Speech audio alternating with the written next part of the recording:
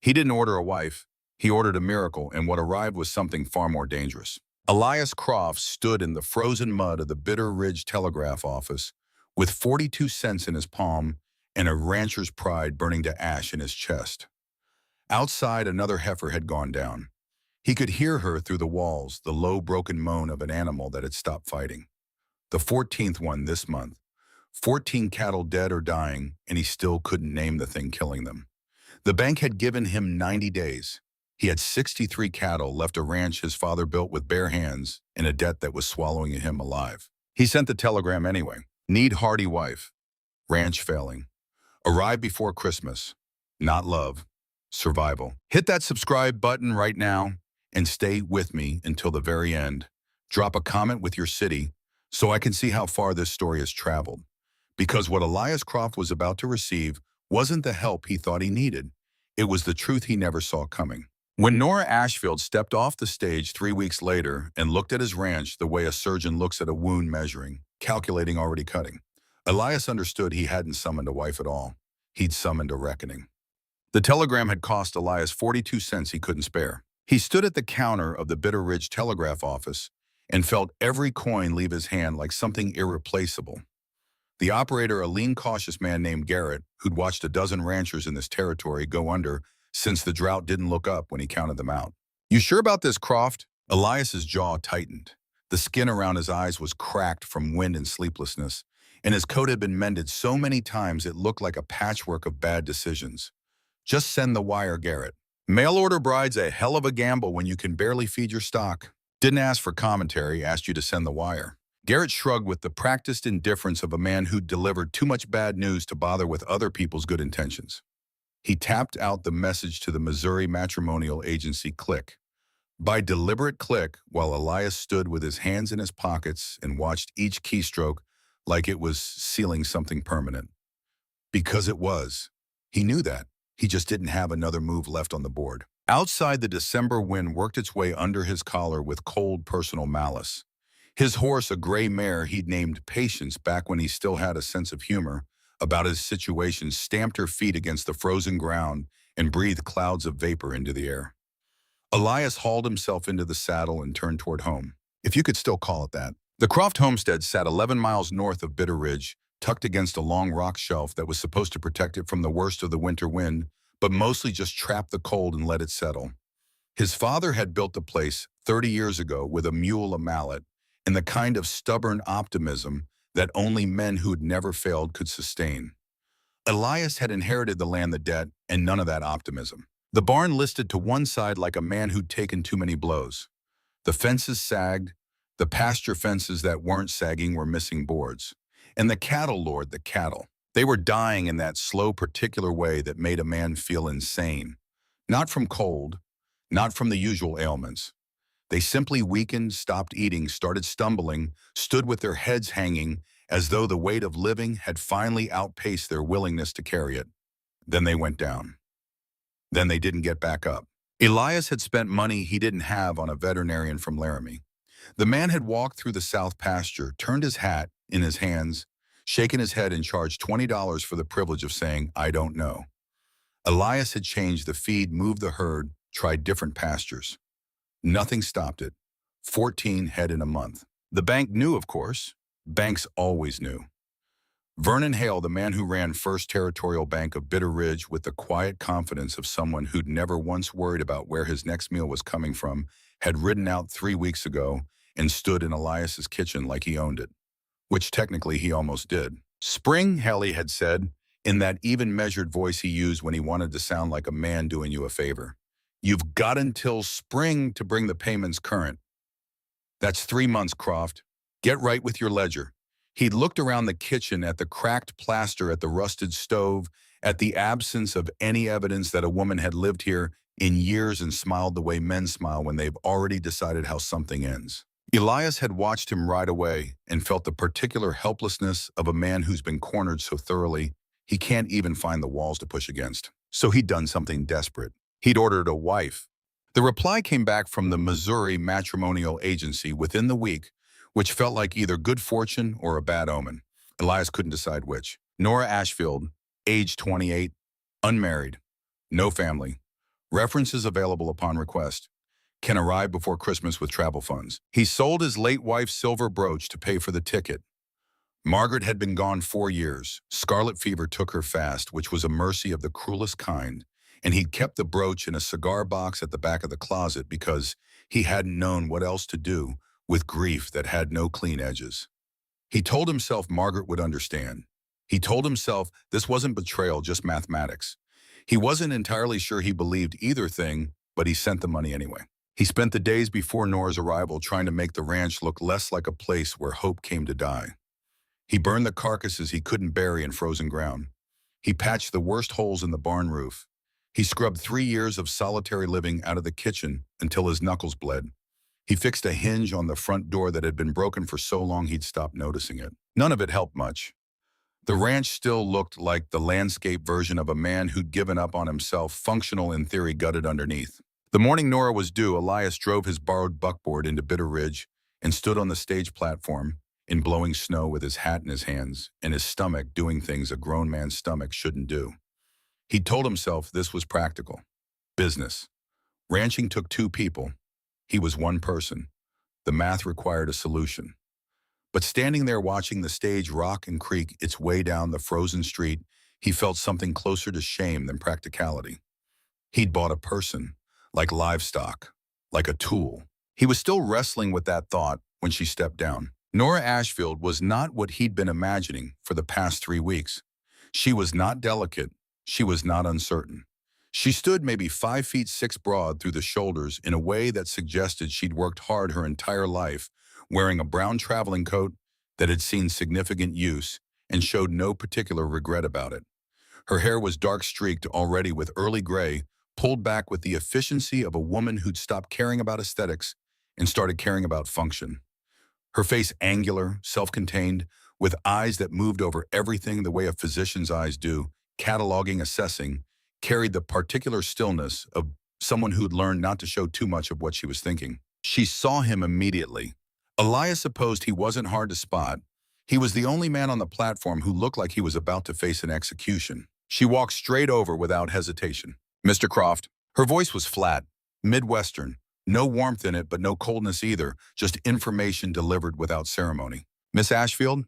He reached for her bag. It was heavier than expected. She let him take it. "Mrs. Croft, actually. As of 4 days ago, the agency handles proxy arrangements. Judge in Kansas City married us by filing. Legally cleaner." Elias blinked. "We're already married, yes. You have a problem with that." He thought about it for a moment. He'd expected awkward introductions, the performance of courtship, a wedding that the whole town would witness and gossip about for the next decade. What he had instead was a done thing, a fact settled requiring no performance at all. "No," he said, "no problem." "Good." She glanced past him at the buckboard. "Is that yours?" "Borrowed it. My wagon's got a broken axle I haven't had money to fix." She climbed up without waiting for an assist. "Ranch is north. About an hour. Roads are bad." Roads are always bad in December. She settled herself on the seat with the ease of someone who'd ridden 1,000 buckboards in her life and found none of them particularly noteworthy. "Let's go. Daylight's short." The ride north was the longest hour of Elias Croft's life. Nora Ashfield, Nora Croft, he supposed, though, that felt like a word in a foreign language, did not make small talk. She did not ask about the town or the neighbors or what winters were like in this part of the territory. She sat beside him on the buckboard seat and watched the landscape with the focused attention of someone memorizing terrain, not admiring it. The gray hills rolled past the sage dark against the snow, the sky the color of old pewter pressing low. Elias made 2 attempts at conversation. Both of them died within 3 sentences. He stopped trying and just drove. Finally, somewhere around the 40-minute mark, she spoke. "How many head?" It took him a moment to catch up. "Cattle." "How many are you running?" 63, had 77 in September. She turned to look at him, then really look for the first time since they'd met. "You lost 14 head in 3 months. "Yeah." "What's killing them?" "Don't know." The word still burned. Veterinarian from Laramie couldn't figure it. They just weaken, stop eating, stumble and go down. "All of them equally? Or is there a pattern age location which pasture they're running?" Elias's hands tightened on the reins. Nobody had asked him that before. Not the veterinarian, not his neighbors, not Vernon Hale. Not even himself, if he was honest about it. Mostly the ones drinking from the South Creek, he said slowly, thinking back through the past 3 months. The cattle I moved to the North Spring, they've been doing better. Nora's eyes sharpened with an alertness that was almost unnerving. Show me the South Creek when we get there. It's just water. It's where your cattle are dying, she said. It's not just water. The ranch appeared through the trees as the light was going, and Elias watched Nora take it in. The listing barn, the patched fence, the cattle bunched near the south pasture gate, too many of them standing with their heads, low legs, braced, wide eyes, carrying that particular dullness he'd come to dread. He waited for disappointment, for the look that said she'd made a terrible mistake and was already calculating the cost of reversing it. Instead, she climbed down from the buckboard and walked straight to the nearest animal. A heifer that Elias already knew was sick, had known for 3 days, had been watching with the quiet despair of a man watching something inevitable approach, and began to study her. She circled the animal slowly, studied her stance, her eye movement, the set of her ears. Then she did something that made Elias go very still. She lifted the heifer's lip with one practiced hand and examined the gums. She pressed her fingers against the animal's neck, ran her palm along the spine, feeling each vertebrae the way a blind reader traces text. How long has she been showing symptoms? 3-4 days. Stopped eating 2 days ago. She's not going to make it. Nora's voice was clinical, not cold the way a doctor speaks when they have accepted a truth that still costs them something to say. But if the pattern holds, the others might. She stepped back from the heifer. Take me to the South Creek, now before we lose the light. Elias grabbed a lamp from the barn and led her across the frozen pasture to where the creek wound through a narrow cut in the rock shelf. The water ran dark and quick in the lamplight. No ice, yet moving too fast to freeze. It looked ordinary. It looked like water. Nora knelt at the edge without hesitation. She dipped her bare fingers in, brought them to her lips. What are you? Copper. She said it flatly like a verdict. There's copper in this water, not enough to kill fast, but enough to poison them over months. Cumulative. They'd show exactly the symptoms you're describing: appetite loss, weakness, neurological disruption, liver failure at the end. Elias felt a cold that had nothing to do with the December air move through him. Water comes from upstream, 2 miles west roughly. Is there mining up there? The cold settled deeper. Vernon Hale has mining interests west of his property line, about 2 miles. Then that's your answer. Nora stood, brushed snow from her skirt, and turned toward the house with the decisive movement of a woman who'd arrived at a conclusion and was already moving to the next problem. His runoff is reaching your water supply. Either he doesn't know, or he knows and doesn't care, or he knows and wants it to happen. She paused, looked back at him over her shoulder. Show me your loan documents when we get inside. The kitchen was cold. Elias built the fire up while Nora unpacked her single bag, 2 dresses, a nightgown, a worn Bible, and a leather journal so thick with handwritten notes that it bulged at the binding like something under pressure. When he came back from checking the stove in the bedroom, she'd spread the journal open on the kitchen table and was already reading. Sit down, she said without looking up. He sat.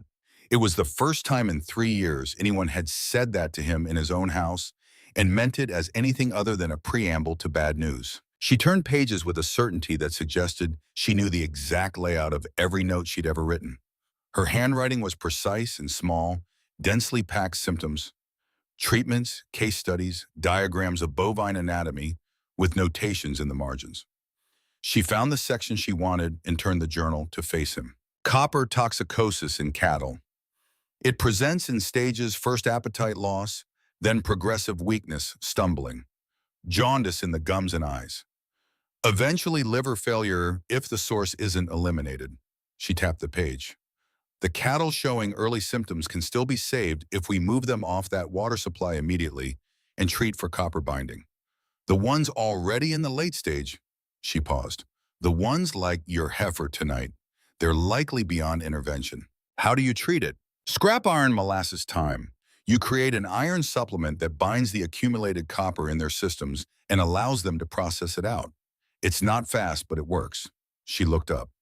You have scrap iron.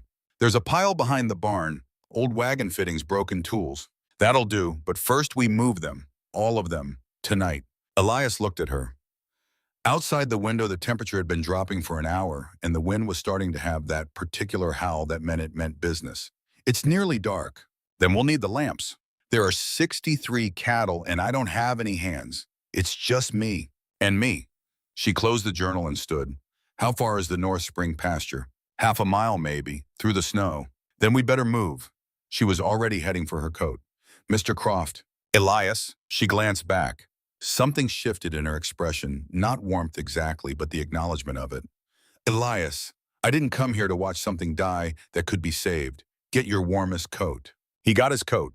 They drove the cattle north through a darkness that was close to absolute. The wind had found its voice by then, driving snow sideways across the pasture, and Elias could see maybe 10 feet in front of him just the shifting shapes of cattle, the faint arc of lamplight, and Nora moving through the herd with a physical authority that stopped his breath. She didn't drive the animals so much as guide them, pressing her body against their flanks, speaking to them in a low continuous murmur that seemed to cut through their confusion in a way that shouting never had. When a steer balked at the gate, she was there before Elias could move shoulder against its neck, steering it through with steady, relentless patience. When a heifer went down, one of the sick one's legs giving out entirely in the middle of the north pasture, Nora knelt in the snow beside her immediately. She's gone, Elias said. Leave her. No. Her voice was hard as iron. We mark where she fell. Tomorrow we examine her. We need to confirm the diagnosis. She pressed her hand flat against the animal's as if feeling for anything that lingered, then stood. Mark the spot. Come on. By the time they got the last of the surviving herd into the north pasture and shut the gate behind them, Elias couldn't feel his feet, and Nora's lips had gone blue with cold. The cattle crowded together in the wind, steaming alive. They stumbled back to the house as the first gray light began to stain the eastern horizon. Inside, Nora dropped into a chair at the kitchen table and put her shaking hands flat on the surface, not moving for a long moment. Elias put coffee on. He didn't know what else to do. They sat in silence while the stove ticked and the coffee heated. Finally, Nora spoke without looking up. How much do you owe the bank? Elias wrapped his hands around his mug. $1,800, due in March. Can you pay it? No. Can you get it? Not unless cattle prices triple and my 60 heads somehow become 100. He set the mug down. Vernon Hale was here 2 weeks ago, offered to forgive the immediate debt if I signed over 60% ownership of the ranch. Called it a restructuring. Nora's head came up. That's not restructuring, that's acquisition. That's what I said. He said it was business. Gave me until Christmas to decide. She was quiet for a moment, and Elias watched her doing the math, not just the money math, but the other kind, the strategic kind, the kind that asked, what does this man actually want, and how does he intend to get it? He'd been thinking about it for 2 weeks and only gotten to despair. She seemed to get somewhere further in about 30 seconds. The copper in your creek, she said. If Hale's mining operation is the source, that's liability. That's damages. That's a legal claim that could nullify the debt entirely. She pulled her journal closer. But only if you can prove it's deliberate, and men like Hale, men who've done this before, they're careful. You think he's done it before? She met his eyes. I think a banker who owns a mine and offers to buy failing ranches at a fraction of their value isn't doing any of that by accident. She opened her journal to a fresh page and picked up her pen. Tell me everything when the cattle first started getting sick, which ones died first, which pastures they were using. Everything. It was the first time anyone had asked him to tell the whole story rather than just present the damage. Elias Croft sat in his own kitchen at 4 a.m, bone cold, and worn through, and told this stranger, this woman, who was somehow already his wife, everything he knew. She wrote it all down, every word. When he finished, she looked at what she'd written and said, we need to be at the creek before sunrise. I want daylight samples. We haven't slept. We can sleep when we've saved your ranch. She looked up. Or we can sleep now and lose everything by spring. Your choice. Elias looked at her, this woman with ink on her fingers and determination in her jaw, and eyes that had already seen more than they ought to have, and refused to look away from any of it. I'll get the sample jars, he said. Morning came hard the way December mornings do in Wyoming, gray and cold and without any promise of warmth later. But they were at the South Creek before the sun cleared the hills. Nora crouched at the bank with glass sample vials she'd produced from the depths of her bag, her breath coming in rapid clouds as she collected water from 3 different points along the creek's length. She labeled each vial with the precision of a woman who'd done this before, and understood that the difference between evidence and speculation was documentation. The concentration increases as you go upstream, she said, holding one vial up to what little light there was. That tells us the source is upstream, not a random runoff situation. This is directional. Elias stood behind her watching. Can you tell for certain it's from the mine? Not from water samples alone. We'd need soil samples near the drainage, ideally from upstream, where the runoff enters the creek system. She capped the last vial and stood. And we'd need someone who can testify to what's happening up there. Either a worker, a former worker, someone who's seen the drainage arrangement with their own eyes. Hale's men aren't going to talk. Current ones won't. She turned and started back toward the house. But fired ones might. Men with grievances and nothing left to lose are the most useful witnesses in the world. Who are you? Elias asked it before he could stop himself. Not rude, just genuinely unable to reconcile the woman walking through his snow with the category mail-order bride. She didn't break stride. Nora Ashfield Croft, your wife, I told you that. That's not what I mean. The way you examined that heifer last night, tasting the water, all of this, he gestured at the vials in her hand. Normal women don't know how to do any of that. She stopped, turned, and for the first time something passed across her face that wasn't assessment or calculation, something that looked like the memory of a wound that had mostly healed, but still pulled when the weather changed. Normal women don't survive where I come from, she said. I apprenticed for 6 years under a man named Dr. Olin Reed. He traveled the plain circuit, treating livestock when nobody else would go. I learned everything he knew, sometimes more. She paused. When the agency asked what skills I had, I told them. They said you needed a woman who could manage a working ranch, so here I am. They didn't tell me. You didn't ask. She turned back toward the house. You asked for hardy and accustomed to hardship. That's what you got. Elias stood in the snow for a moment after she'd walked away, watching the frozen creek move its slow poison downstream toward what was left of his herd. Something was shifting the whole geometry of his situation, rearranging itself around this woman he'd known for less than 16 hours. He followed her inside. They slept in shifts, that first day one watching the north pasture, while the other rested, then switching. When Elias woke in the mid-afternoon, Nora was already outside, kneeling beside the dead heifer they'd left marked in the south pasture, making notes in her journal with fingers that could barely grip the pencil. By evening, she had 4 pages of close-written observations. It's not accidental runoff, she said, spreading the pages on the kitchen table between them. Look at these mineral deposits. She'd scraped samples from the creek bed, dark greenish residue that clung to the edge of a glass jar like something that knew it didn't belong there. The concentration pattern, the chemical signature of these deposits, this isn't passive overflow from a mining operation. Someone has created a pathway, a channel. Elias stared at the jar. The thing he'd been afraid to think fully formed itself now with terrible clarity. He's poisoning my water supply deliberately. That's my conclusion. Nora said it carefully, the way a person says something they know will change everything. I documented a nearly identical situation in Kansas 3 years ago. A mine owner poisoned water supplies on 3 small ranches, bought them at foreclosure prices, then sold the land to the railroad for 4 times what he paid. What happened to him? Prison. She met his eyes, eventually, after a great deal of fighting. And before prison, the answer took a moment coming. He burned down the barn where my employer kept his records. Killed 12 horses. The kitchen was very quiet. And you still came here, Elias said, knowing men like that exist. I came here, Nora said, because the alternative was worse. She closed the journal. Men like Hale count on people being too exhausted or too afraid to fight back. They count on isolation, one failing ranch up against a man with money and connections. The answer is to stop being isolated. She looked at him steadily. Are there other ranchers in this area who've lost cattle this fall? Whitfield, 2 ranches south. He lost stock. Widow Callum lost her whole herd in October. She thought it was disease. Elias felt something beginning to assemble itself in his chest. Not hope yet. The foundation of hope. Seth Langley lost his place to Hale 6 months ago. Nora picked up her pen. Tell me everything you know about each of them. Vernon Hale arrived on the 8th day. He rode onto the Croft property at mid-morning with 2 men flanking him, and not ranch hands, not bank employees, the kind of men whose job titles were understood but never spoken, and stopped in the yard with the ease of someone who'd arrived at a place he'd already decided was his. Elias came out onto the porch. Behind him through the window glass, he could see Nora watching. Still, watchful, not hiding. Croft. Hale touched the brim of his hat with 2 fingers. Heard you got yourself a wife. News travels. In a small territory, it surely does. Hale shifted in his saddle, looking past Elias at the house.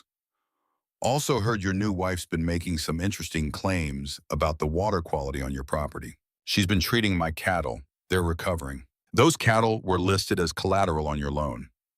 Hale let that sit for a moment, smiling the way a man smiles when he's holding the cards and knows it. If they were sick, if the collateral was compromised, and you didn't disclose that you've been in violation of our agreement for months. Elias said nothing. His hands were still. I'm a reasonable man, Hale continued, the way unreasonable men always preface their ultimatums. So I'll make the offer again, same terms. 60% ownership of this ranch.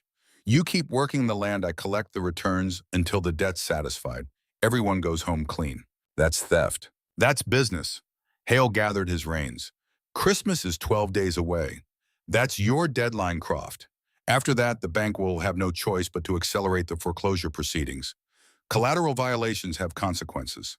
He looked toward the window where Nora stood, and something crossed his face that wasn't quite a threat, but lived very close to one. Get right with your realities. He wheeled his horse and rode out his men, falling in behind him. Elias stayed on the porch until the sound of hoofbeats faded. Then the door opened, and Nora stepped out beside him. How much of that did you hear? All of it. She had her journal in her hands and her jaw set like winter stone. 12 days. 12 days. She looked at him, this man who'd sent a desperate wire and received her in return. This rancher who was losing everything and hadn't given up yet. This stranger who trusted her from the moment she said copper and hadn't stopped trusting her since. Then we have 12 days, she said, to prove deliberate contamination.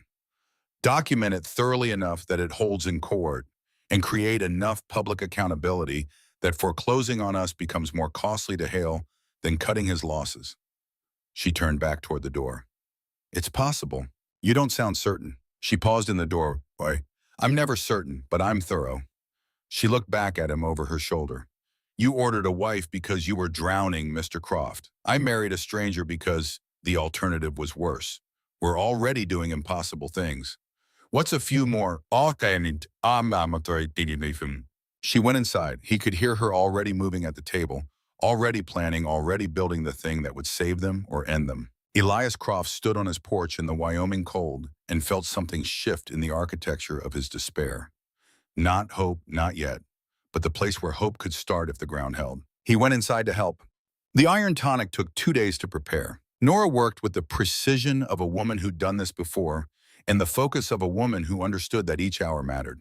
She boiled scrap iron and creek water, drawn from the North Spring clean water, untouched by whatever was moving through the southern channels, strained the result through cheesecloth until it ran amber and clear, then blended it with molasses until it was thick enough to pour down a reluctant animal's throat and stay there. Elias watched her work and realized he'd been doing a slow, continuous recalibration of the woman he thought he'd sent for. He'd written the telegram, imagining something specific, a capable woman. Yes, hardy, as he'd asked someone who could handle the demands of the ranch and not require the kind of maintenance that a more refined woman might. He'd imagined pragmatism. He'd imagined competence. He had not imagined this particular intelligence working at his kitchen table, ink-stained and focused, producing from a single worn journal a depth of knowledge that his $20 Laramie veterinarian had never come close to demonstrating. You're staring, Nora said without looking up. I'm trying to understand you. Understanding me won't dose the cattle. She handed him a bucket. Hold this steady. He held it. She poured the finished tonic with the concentration of a woman pouring something irreplaceable. The smell was thick and sweet in earthy molasses and metal, and something herbal underneath that he couldn't identify. The time, he asked. Mild liver support. Won't fix serious damage, but it helps the ones that are early stage process the copper faster. She set the pot down. Dr. Reed taught me that.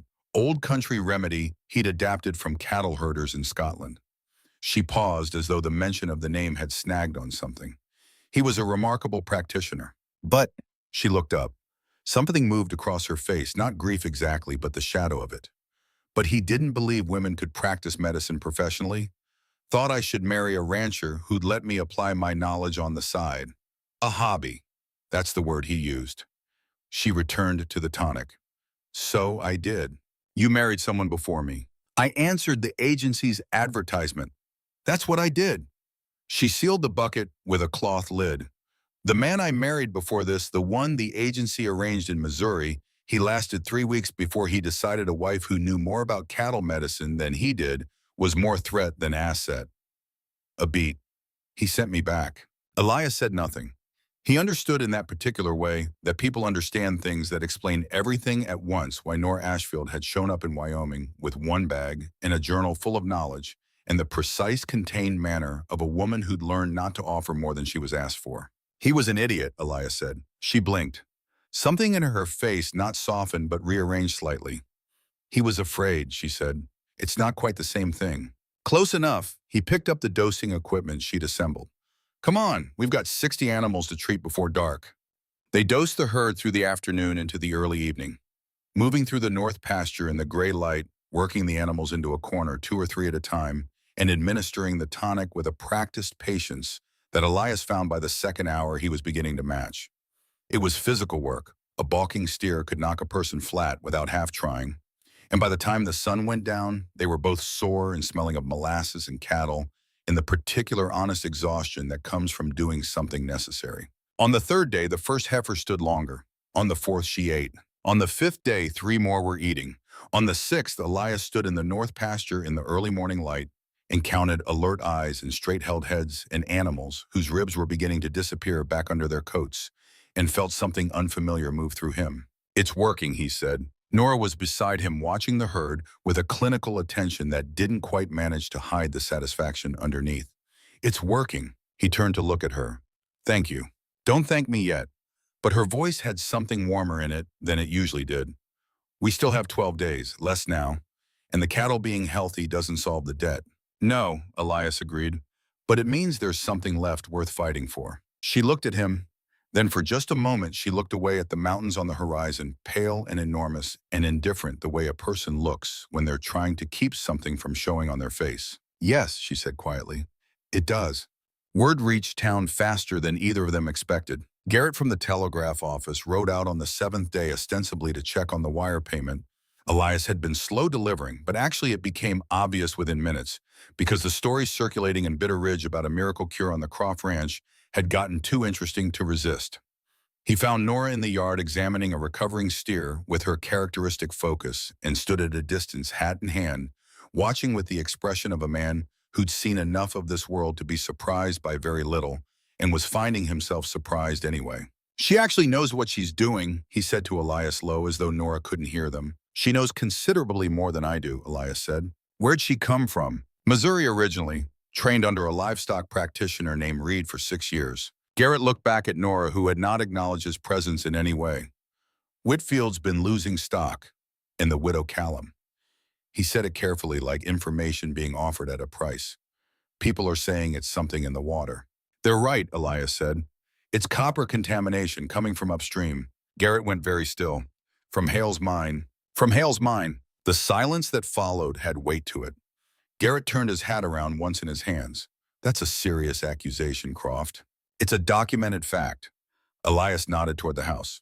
My wife has water samples, soil analysis, and a case study from a nearly identical situation in Kansas 3 years ago. Garrett looked at him for a long moment, then at Nora, then at the recovering herd. Then he put his hat back on his head and said, Whitfield's been talking about riding over to see you. I think you should let him come. After he left, Nora came to stand beside Elias at the fence. How much of that did you hear? All of it. She'd been listening the whole time. Of course she had. Whitfield and Widow Callum, they're part of the pattern. If they've been losing cattle from the same contamination, then it's not one failing rancher making accusations. She turned toward the house. It's a pattern, and patterns can be proven. She paused. I need to go to town. I need to see the land records, mineral rights filings, water diversion permits, property acquisitions for the last 2 years. That's $3 in copying fees at the land office. I know. She looked at him steadily. Do you trust me? It was the first time she'd asked him a direct question that wasn't about cattle or water or legal strategy.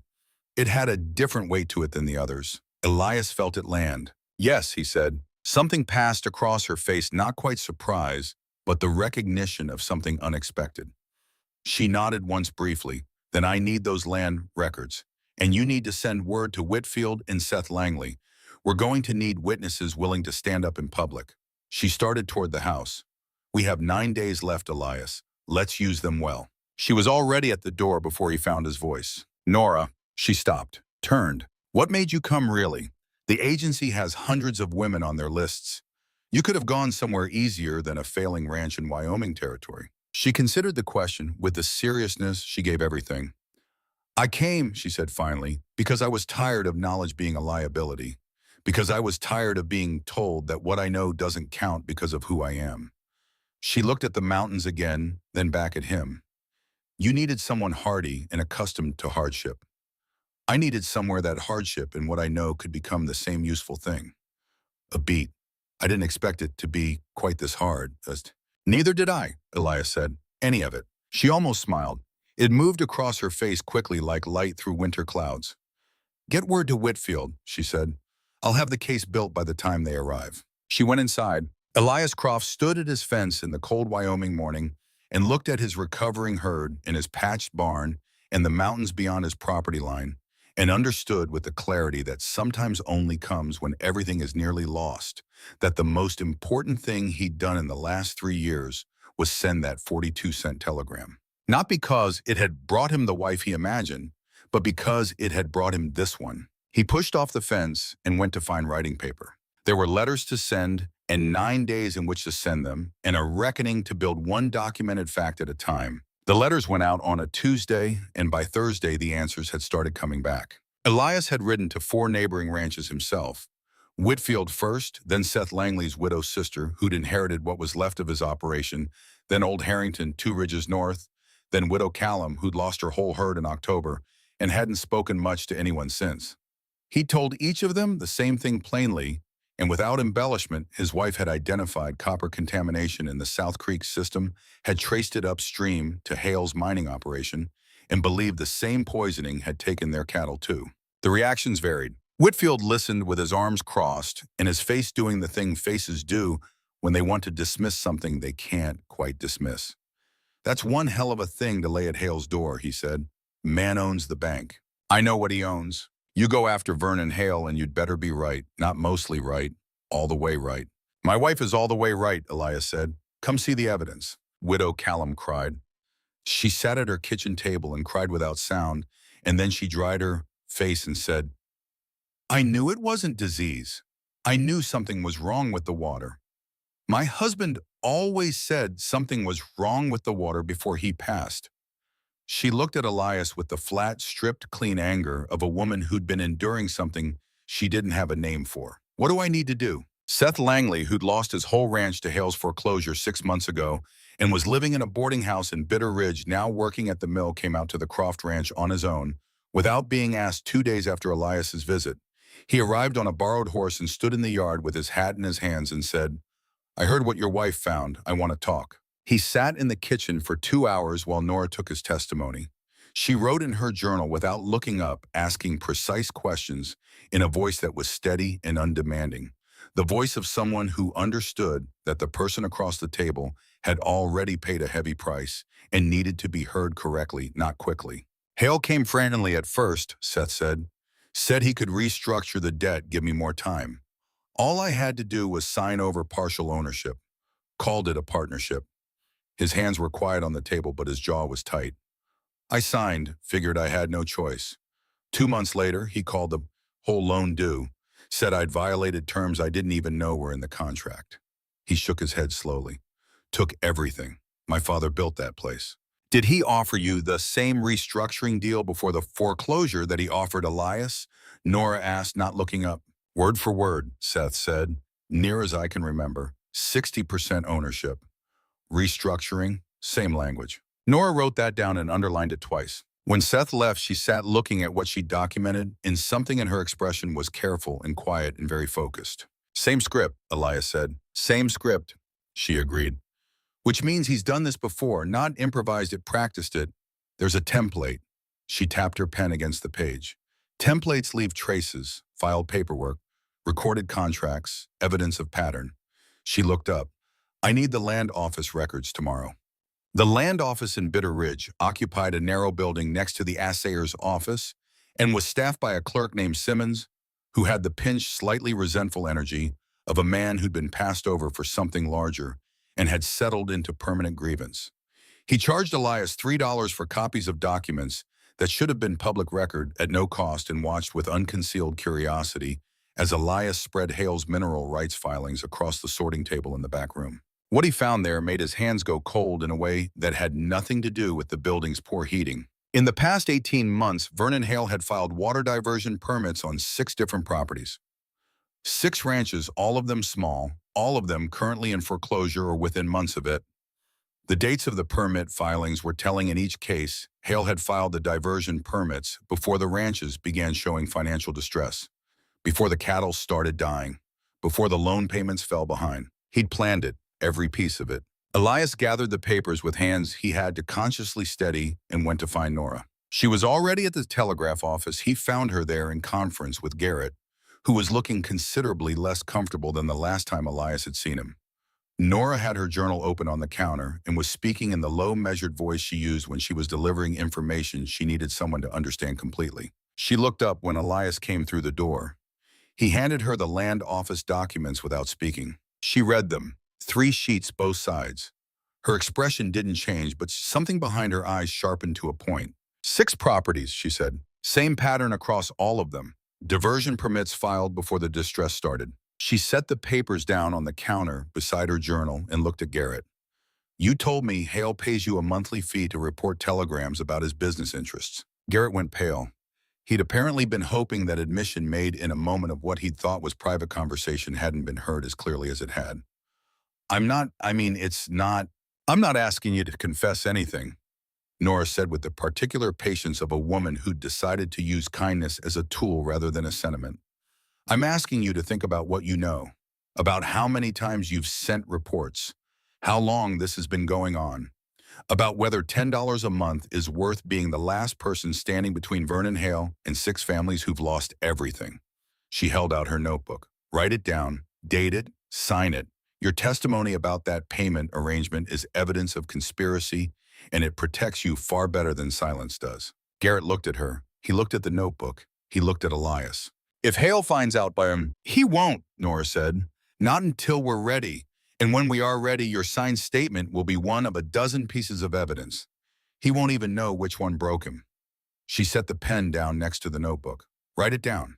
Garrett picked up the pen. His hand was shaking, but his writing was legible. Outside, Elias fell into step beside Nora as she walked back toward the hitching post. You're building a legal case, he said. I'm building an airtight cage, she corrected. There's a difference. A legal case goes to court, and courts can be influenced by the right money in the right hands. A cage made of public evidence, testimony pattern, documentation, and newspaper coverage. She paused to untie her horse. That's a different kind of structure. You can't buy your way out of your own documented history.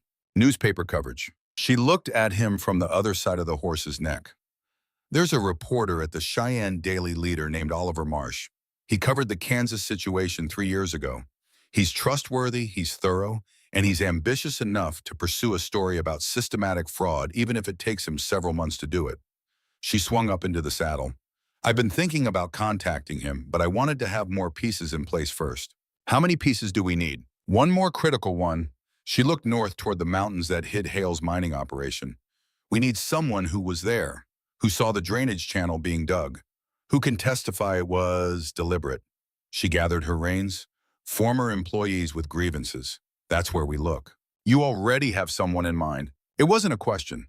He'd started to learn how her mind worked, not completely, not yet, but enough to recognize when she'd already arrived somewhere he was still walking toward. A man named Roy Dunbar, she said. He worked for Hale's mine until 6 weeks ago. Garrett mentioned his name. Dunbar was let go without cause, told Garrett he'd seen something he wasn't supposed to see and got run off for it. She met Elias's eyes. He's in Rock Springs, living in a boarding house. From what Garrett said, he's not doing particularly well. Rock Springs is 2 days' ride. I know. There's a storm system moving in from the north. Could be dangerous. I know that too. She held his gaze. But Hale gave us 12 days. We have 8 left. Roy Dunbar is the difference between a strong case and an airtight one. She paused. I'll go alone if you need to stay with the herd. You're not going alone, Elias said. It came out more definitively than he'd planned. Something moved across her face, not softness, but the recognition of it being offered. We leave at first light, she said. They left in full dark before the first suggestion of dawn. Nora had the horses packed and ready while Elias was still finishing his coffee, and they rode out north-northwest into a sky that was already doing things that experienced Wyoming riders knew better than to ignore the particular flat gray of clouds that had made up their minds, the wind coming in at angles rather than straight, the temperature that had been dropping since midnight and hadn't found its floor yet. Nora rode with her collar up and her hat pulled low and her focus entirely on the terrain ahead. Elias rode beside her and found himself doing something he hadn't done in a long time, watching another person with something other than assessment or worry. She was remarkable in motion. There was an economy to how she moved through difficulty, no wasted energy, no complaint, no performance of endurance. She simply endured as naturally as breathing, because she decided it was necessary and that was sufficient. You should talk, she said without looking at him. The cold is easier when you're talking. What should I talk about? Anything. Tell me about the ranch, how your father built it. Elias was quiet for a moment. He hadn't talked about his father or the ranch or the years between in a long time. But the cold was real and the ride was long, and something about Nora asking made it feel like less of an excavation than an offering. He came out here from Ohio in 1851, Elias said, 22 years old. Didn't know what he was doing. Nobody did the first year, but he had the stubbornness particular to men who'd grown up being told they couldn't accomplish anything. He paused. He built the main structure in one summer. Just him and a mule. Margaret and I added the south barn after we got married. Margaret was your first wife. She was. He looked at the horizon. She died 4 years ago. Scarlet fever. She was 31. He'd stopped being able to say it and feel the full weight of it, which he understood was probably a mercy. She would have liked you, I think. Nora said nothing for a moment. Why, she had no patience for pretense. Said exactly what she meant, expected you to do the same. He glanced at her. She also had opinions about livestock management that my father-in-law considered irregular. A short sound escaped Nora, not quite a laugh, but the first cousin of one. I suppose that's a compliment. The highest kind I know how to pay. The silence that followed was different from the silences that had preceded it. Easier. Less like the absence of something and more like a space that both of them were choosing to inhabit without pressure. I grew up in Missouri, Nora said eventually. My father was a farmer. Not a bad man, but not a man who thought women required much in the way of education beyond what was immediately practical. I learned to read from the church's lending books and to do arithmetic from the accounts my father didn't know I was looking at. And I learned livestock medicine because Dr. Reed's circuit brought him through our county twice a year, and I started following him to ask questions. She paused. I was 14. He let me assist with procedures when I was 16, taught me formally when I was 18. I was with him for 6 years in total. And then he told you to find a ranch to marry. He told me I'd reached the limits of what he could offer me, and that the next appropriate step for a woman of my capabilities was to apply those capabilities in support of a husband's work. Her voice was even, but the words had edges. He meant it kindly. That's what made it hardest to argue with. But you didn't just accept it. I tried the Missouri arrangement first. She stopped. That was what it was, a failure on several counts. She looked ahead at the mountains. Then I answered your advertisement. And you came to Wyoming in December to a failing ranch with a stranger. I came to Wyoming in December to a failing ranch with a stranger, she agreed, and found the water was poisoned, and the banker was criminal, and the cattle needed immediate intervention. A beat. It was actually a relief in its way, no time to think about whether I'd made a mistake.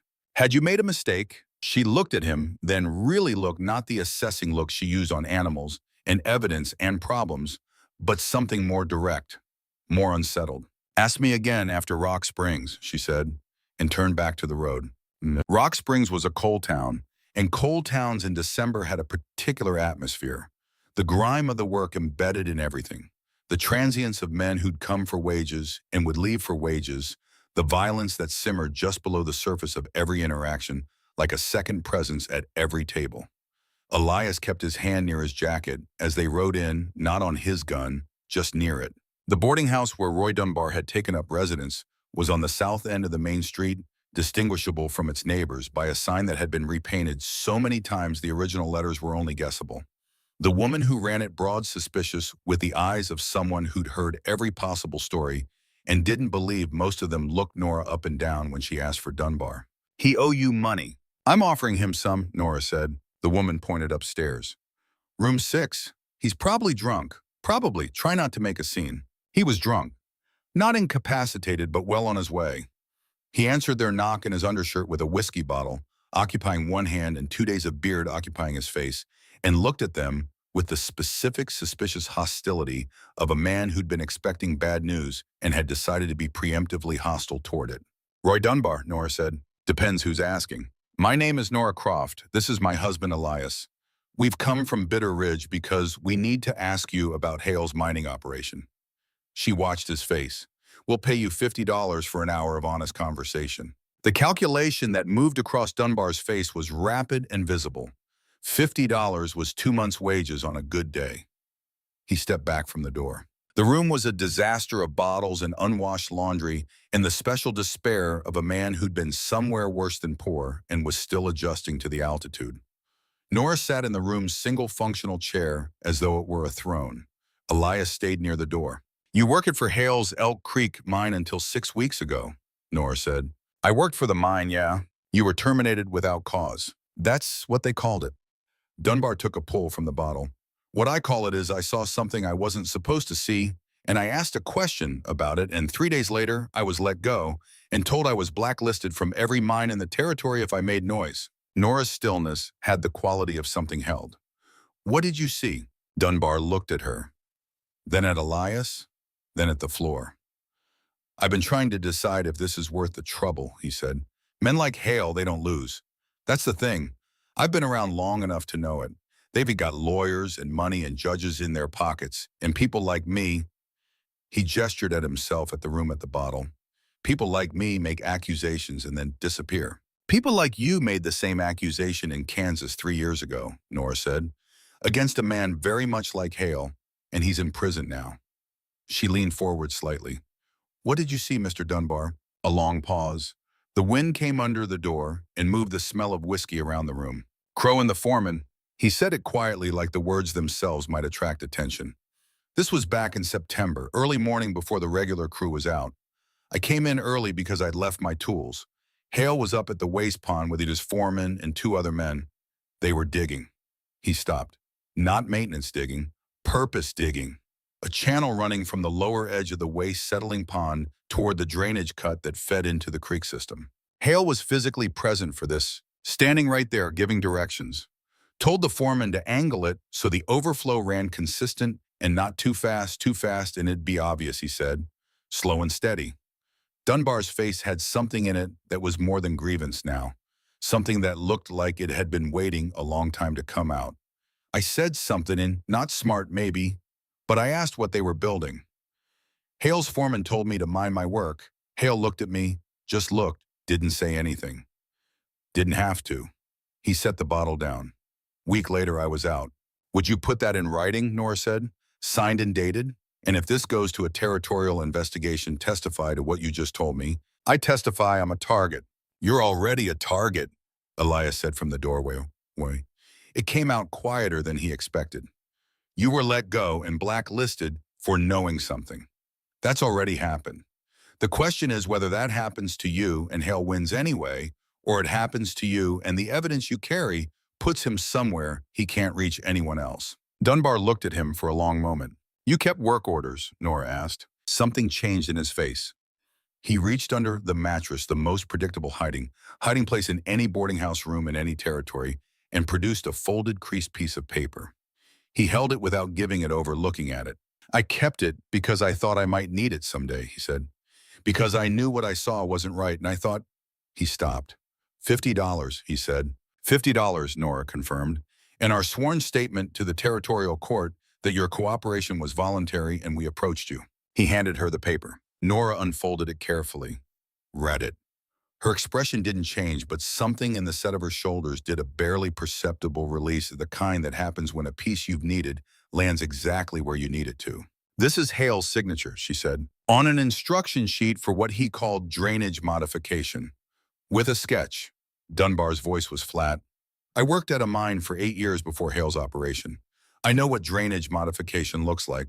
That's not what that is. Nora produced $50 from the inside pocket of her coat money. Elias had not known she had money she'd apparently been holding in reserve for exactly this moment and set it on the table. Then she opened her journal and turned to a fresh page. Start from the beginning, she said. Tell me everything in the order it happened. They rode back through the night to beat the worst of the incoming storm, pushing the horses to a pace that was reckless in the dark and necessary given the alternatives. Nora sat straight in the saddle despite the exhaustion that Elias could see in the line of her body and held Dunbar's signed statement inside her coat close to her chest against the cold. Around midnight, they stopped to rest the horses at a relay station run by a woman named May, who took one look at them, set coffee on, and said with the directness of someone who'd been watching travelers for 30 years, "You're running towards something or away from something. Can't tell which." "Both," Nora said. She wrapped her hands around the coffee cup and let the warmth work into her fingers. May looked at them with the unhurried assessment of a woman with time and good instincts. That's usually how it goes with the interesting ones. She refilled Elias's cup without being asked. "Whatever you're carrying, you'd better get it where it's going before the storm hits. Came down heavy on the pass 2 hours ago. You've got maybe 6 hours before this part of the territory follows suit."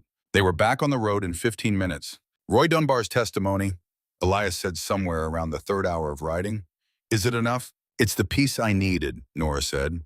"We now have water and soil samples independently analyzed. We have land records showing a systematic pattern across 6 properties. We have Garrett's testimony about the payment arrangement, which proves Hale was aware of and concerned about scrutiny. We have Seth Langley's testimony about the identical foreclosure language. And we have a signed dated statement from a direct eyewitness to the construction of the drainage diversion, including the original work order with Hale's signature." That's enough," she said. "That's enough for a territorial court to compel a full investigation. Enough to freeze the foreclosure proceedings. And enough," she paused. "Enough that when I stand up in front of this town and present it publicly, Vernon Hale will not be able to dismiss it as the complaints of one desperate rancher." "You're planning to present it publicly?" "At the Christmas gathering," and she said, "of 4 days from now. The entire town will be there. Ranchers, council members, the mayor, the press, if I can arrange it, and Hale." She looked at him. "He won't be able to walk away. He won't be able to pull levers from behind closed doors. Whatever he tries to do, he'll have to do it in front of witnesses." Elias was quiet for a moment. The wind had found a higher register, and the first fine particles of ice were beginning to work their way into everything. "That's dangerous," he said. "Yes. If he decides to escalate, he will escalate." She said it without drama, as someone states a fact they've already processed and made their peace with.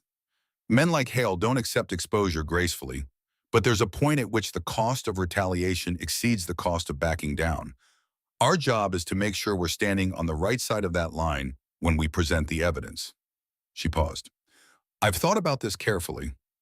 The public presentation, the reporter, those aren't just tactics. They're protection. A man can threaten 2 people quietly.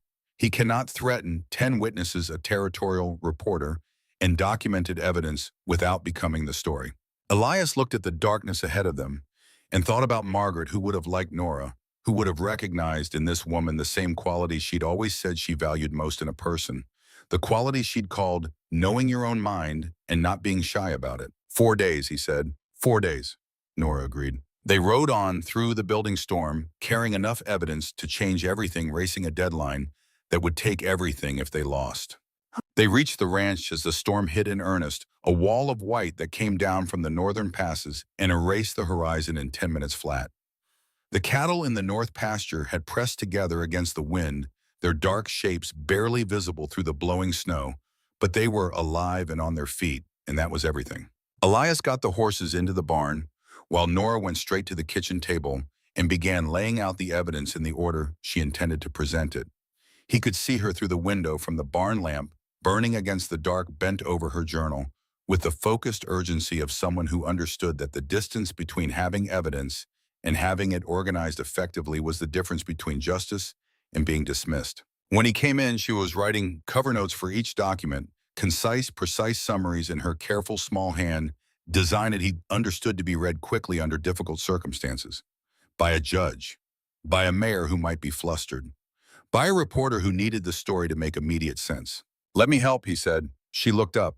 Something crossed her face, that brief rearrangement that he'd started to learn meant she was deciding whether to let someone in. "Copy these water analysis summaries," she said. 3 copies of each, identical. The handwriting doesn't need to be beautiful, just legible. He sat across from her and copied. They worked in silence for 2 hours, the storm loud outside and the lamp warm between them, and somewhere in that silence something shifted that had nothing to do with evidence or strategy or 12 days. "Tell me about Kansas," he said when they were most of the way through. She didn't stop writing. "I told you the broad outline." "Tell me the rest." A pause. The wind said something against the window. She set her pen down. "The cattle buyer's name was Aldous Price," she said. "He was running rigged scales at 3 buying stations across 2 counties.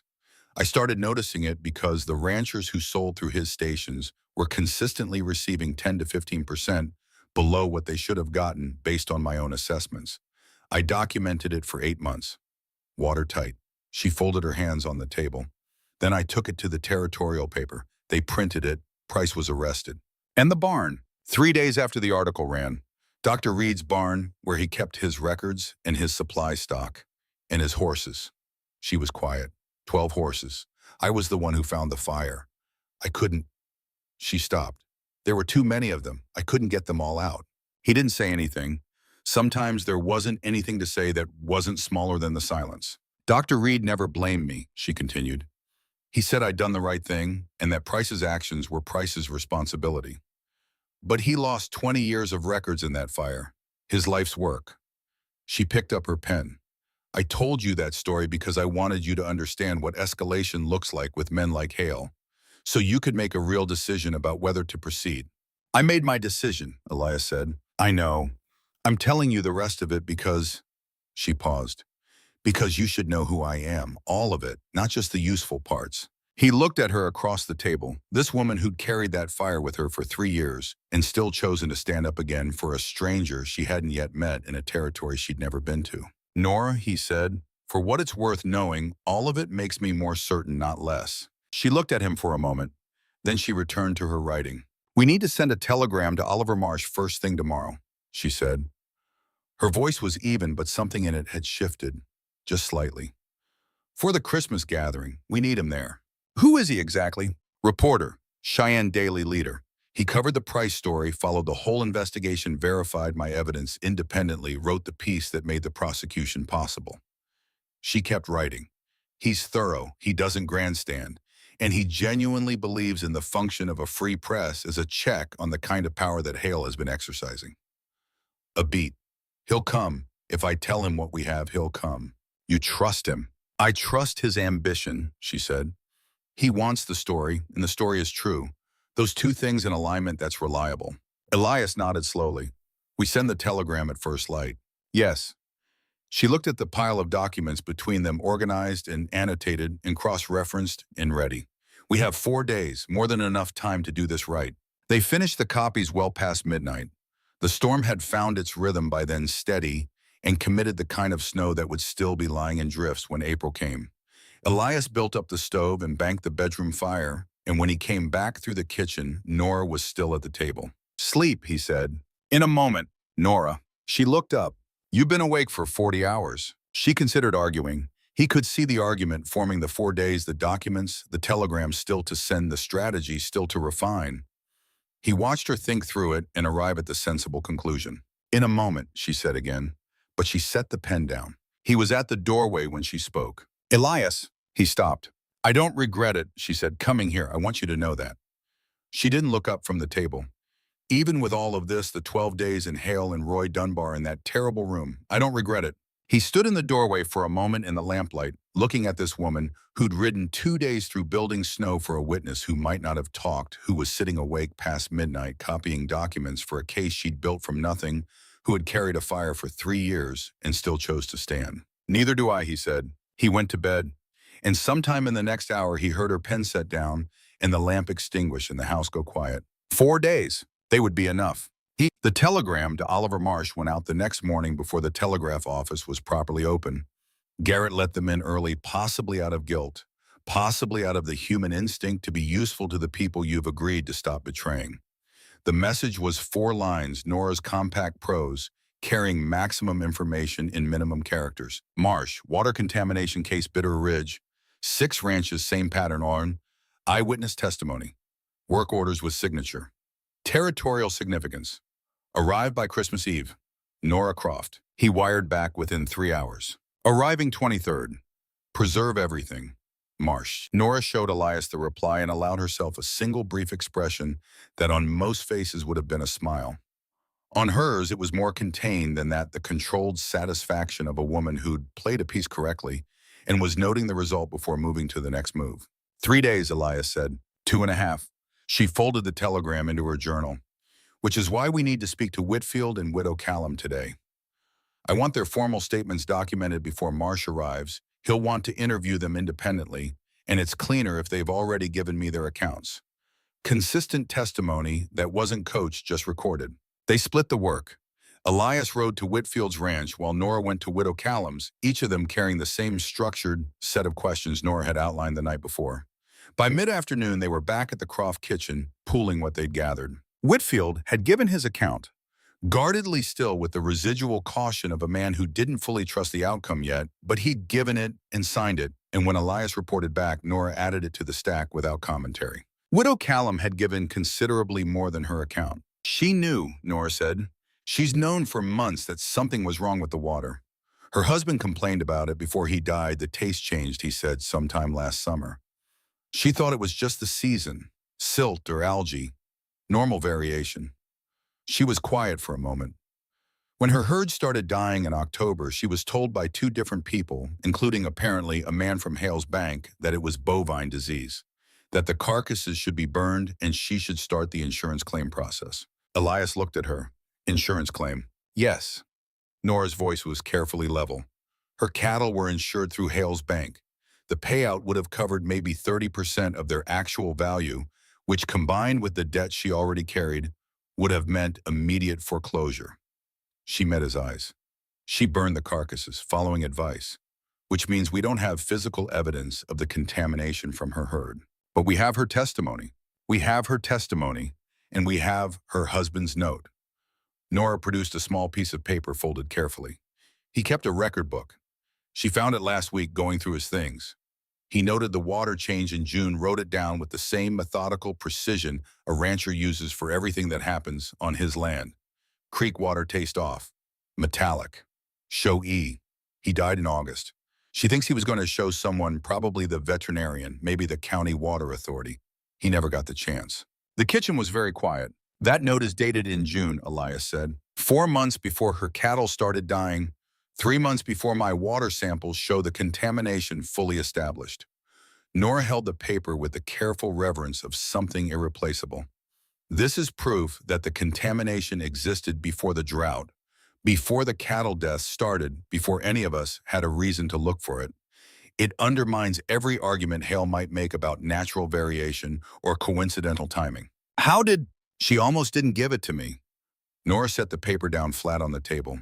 She said she'd been carrying it for months, not knowing what to do with it, not knowing if it meant anything, not knowing who to tell. She looked at the paper. She cried again. When she gave it to me, she said she just wanted someone to do something with it. Elias looked at the note, a dead man's handwriting, careful and everyday and irreplaceable. Evidence he'd meant to give someone and never gotten to. We'll do something with it, he said. Yes? Nora opened her journal to the documentation log. She'd been maintaining a numbered list of every piece of evidence with its date, source, and method of collection. She added the note at the bottom of the list. We certainly will. They worked through the evening building, the final version of what Nora called the presentation document. Not a legal brief, she explained, though it had the internal logic of one, but a plain language account of events designed to be understood by a town hall full of people in the immediate moment of hearing it for the first time. Clear, sequential, unavoidable. You're going to read this, Elias said, watching her structure the sections. I'm going to speak it, she said. The documents are the proof, the speaking is the key. She kept writing. You can present evidence all day in a quiet room, and it matters to the people who read it carefully later in privacy. You present that same evidence in a room full of people who are watching each other's faces. That changes everything. People make decisions about what's true based on what the people around them visibly believe. If I can make the room believe before Hale can organize a response, the momentum shifts. She paused. It's not manipulation. It's understanding how people work. You've done this before, Elias said. I stood in front of the county meeting in Kansas and read water quality results to 43 ranchers, she said. The ranchers who'd sold through Price's stations were angry enough that they didn't need persuading. The ones who hadn't were persuaded by watching the ones who had. She looked up. People believe the anger of people they trust. This is why we need Whitfield and Widow Callum and Seth Langley in that room. They'll be there, Elias said. I know. She returned to the document. One more night of work, she said. Then tomorrow Marsh arrives, we give him everything and let him verify independently.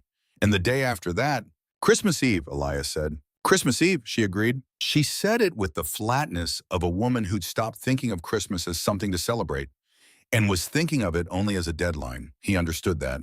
He'd spent 3 years not thinking about Christmas as anything other than the date the cold got serious. But sitting in the lamplight across the kitchen table from Nora Ashfield, Croft, watching her build something out of nothing, out of soil samples and signed statements in a dead man's note about metallic-tasting water, Elias found himself thinking for the first time in a long time that a deadline didn't have to be only an ending. It could also be the moment everything changed. Oliver Marsh arrived on the afternoon train with a notebook already in his hand and the look of a man who'd been awake since Cheyenne, which was precisely the look Nora had been hoping for. He was younger than Elias had expected, 30, maybe 32, with the thin, slightly restless energy of someone who did his best thinking in motion and found stillness difficult. He stepped off the platform and scanned the small crowd, waiting with the rapid assessment of a journalist, reading faces, clocking details, looking for the story before it was told to him. He found Nora before she found him. Mrs. Croft, he said, extending a hand. Oliver Marsh, you look exactly like someone who's been awake for 4 days and spent 2 of them riding through a blizzard. Accurate, Nora said. She shook his hand. Thank you for coming. Thank me after I verify the evidence. He glanced at Elias with a brief assessor's nod. Mr. Croft, I read your wife's case summary on the train. If even half of what she claims is documentable, this is the story I've been trying to find for 3 years. It's all documentable, Elias said. She made sure of that. Marsh looked back at Nora. Then let's get started. I've got less than 24 hours before the gathering, and I need to verify everything independently. They gave him everything. He spent the rest of the afternoon and most of the evening at the kitchen table working through Nora's organized evidence with the meticulous attention of someone who understood that the difference between good journalism and damaging journalism was the gap between what could be proven and what could only be alleged. He tested the water samples himself with a basic chemical kit he'd brought in his bag. He read Dunbar's signed statement word by word, checking it against the work orders, checking those against the land office records, building the verification chain, link by link. He interviewed Elias at length about the cattle deaths, the timeline, the Laramie veterinarian's visit. He interviewed Whitfield by lamplight when Whitfield rode over at Nora's request, recording the account with rapid economical shorthand. He sent his own telegram, 2 of them actually, to the Territorial Land Office and the county clerk requesting independent confirmation of filing dates. The replies came back before midnight. He sat back from the table and looked at what he'd assembled and was quiet for a long moment. She's right, he said to Elias as though Nora weren't right there in the room. About all of it. The pattern is systematic. The timeline makes accidental contamination statistically impossible.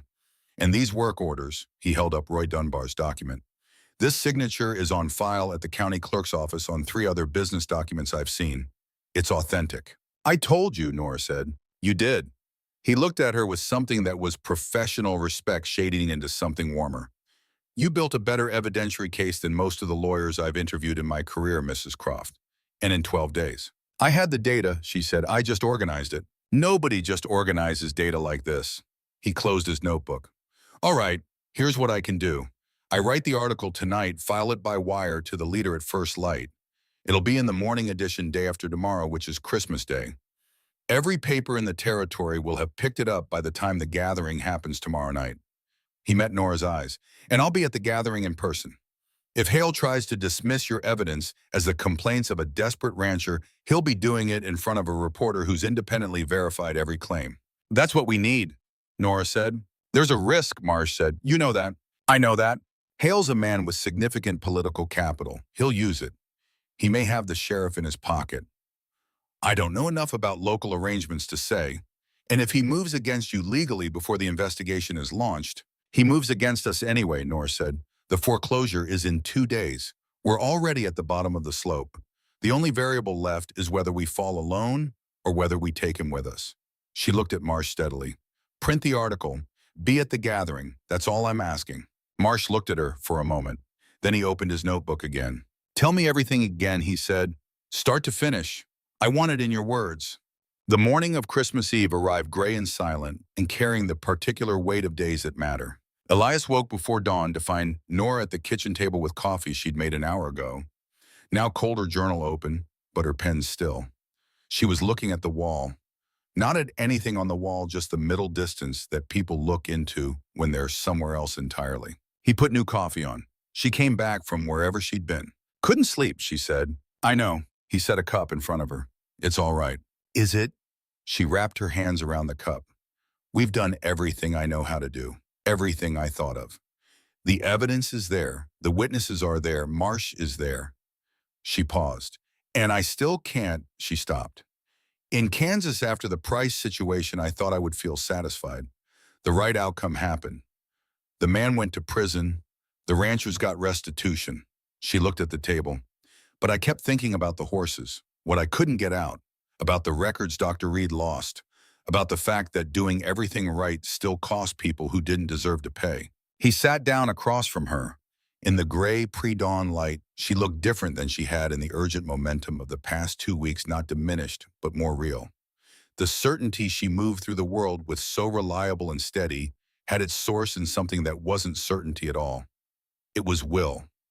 The decision to act as if you knew what you were doing because the alternative was paralysis. Nora, he said, whatever happens tonight, we're not going to lose what we've already built. She looked at him. I mean the case, he said. The evidence. The witnesses. Even if Hale pulls some lever, we didn't anticipate that evidence is documented and filed and verified by a reporter and held in 3 separate locations. He can't make it disappear. He paused. He can make things difficult. He can fight, but he can't make the truth not be true. She was quiet, then she said, Dr. Reed lost everything that was in that barn. We're not in a barn, Elias said. We're in a house with copies of every document in 3 packets, held by 3 separate people. He met her eyes. I'm not saying there's no risk. I'm saying you've managed the risk as well as anyone could. The rest is out of our hands. Something in her face settled. Not relaxation, something more intentional than that. The look of a person who's decided to be at peace with what they can't control and has done enough that the decision feels earned.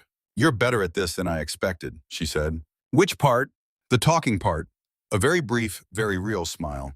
When you're not being taciturn. He found himself smiling back. I've had a lot of practice being taciturn. The other thing's new. She picked up her coffee. Don't get used to it. I still need you to be the calm one tonight. You'll be fine tonight. I'll be terrified tonight. I'm always terrified. I just don't let it show while things are happening. She turned the cup in her hands. Afterward is when it hits. He thought about that, about the way she'd shaken after they'd moved the herd that first night, when they got inside and the fire was going and the adrenaline left all at once. About the way she'd been 2 days ago at the kitchen table the evening she'd told him about the horses she couldn't save. The fear that lived underneath the function, steady and present and never quite gone. I'll be here afterward, he said. She looked at him across the table. The kitchen was still gray and quiet, and the coffee was warm. Yes, she said. All right. A breath. Let's go over the presentation one more time. The ranchers started arriving at the Croft Ranch mid-morning. Not for any formal reason. Elias hadn't organized a meeting, and Nora had only sent word to Whitfield and Seth Langley. But word moved in small communities with the natural efficiency of things that need to move, and by 10 o'clock there were 7 people in the kitchen and the yard, and by 11 there were 11. Widow Callum came still carrying the grief that hadn't fully converted to anger yet, but was working on it. Seth Langley came and brought his sister, who'd inherited the remnant of his ranch. Whitfield came and didn't cross his arms even once. which Elias took as significant.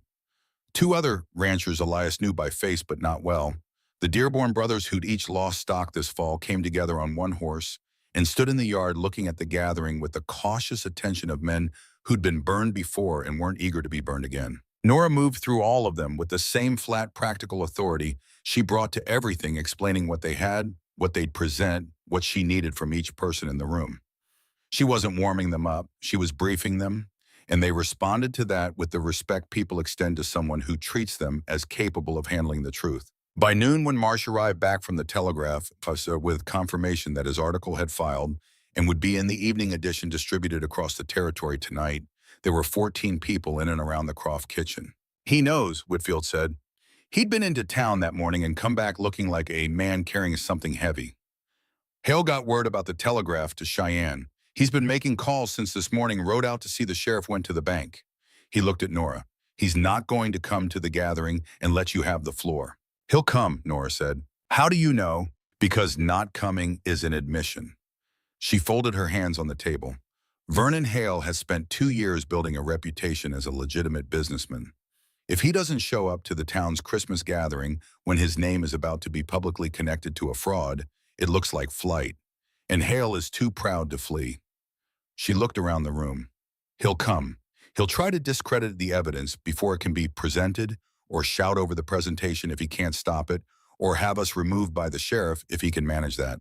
Our job is to make sure every single thing he does in full view of everyone present." "Including me," Marsh said from the corner. A beat of quiet in the room. People looking at Nora, who was looking at the table with an expression that was less of a person planning a speech and more of a person holding all the moving pieces of something very large and making sure none of them were about to fall. "Including you," she said to Marsh. Then to the room. "Tonight, what I need from each of you is very simple. Be present. When I introduce the witnesses, stand when your name is called. If Hale or anyone else tries to interrupt or shout over me, stay where you are and stay quiet. Your standing, your visible presence, your willingness to be seen is testimony without words." She paused. "You don't have to speak unless you want to. Just be there." Old Dearborn, who hadn't said anything yet, cleared his throat. "My brother and I lost 40 head combined this fall. If you're standing up there and saying why, we'll stand too." "That's all I'm asking," Nora said. She looked at Elias across the room. He'd been watching her work the gathering with the quiet pride of a man who's watching something he didn't know he needed until it arrived. She held his gaze for just a moment, long enough to say something that didn't need words, and then look back at the room. "Tonight," she said, 7 o'clock. The Bitter Ridge Town Hall on Christmas Eve smelled of pine boughs and candle wax, and the particular warmth of too many people in a room that was better suited to half of them. Someone had hung a garland across the front wall and set out a nativity scene on a table near the door.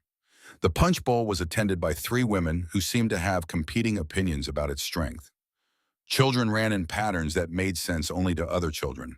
It looked exactly like a celebration. Elias and Nora arrived at 6:30 and took a position near the side wall, Nora's satchel of evidence at her feet, her face composed and still.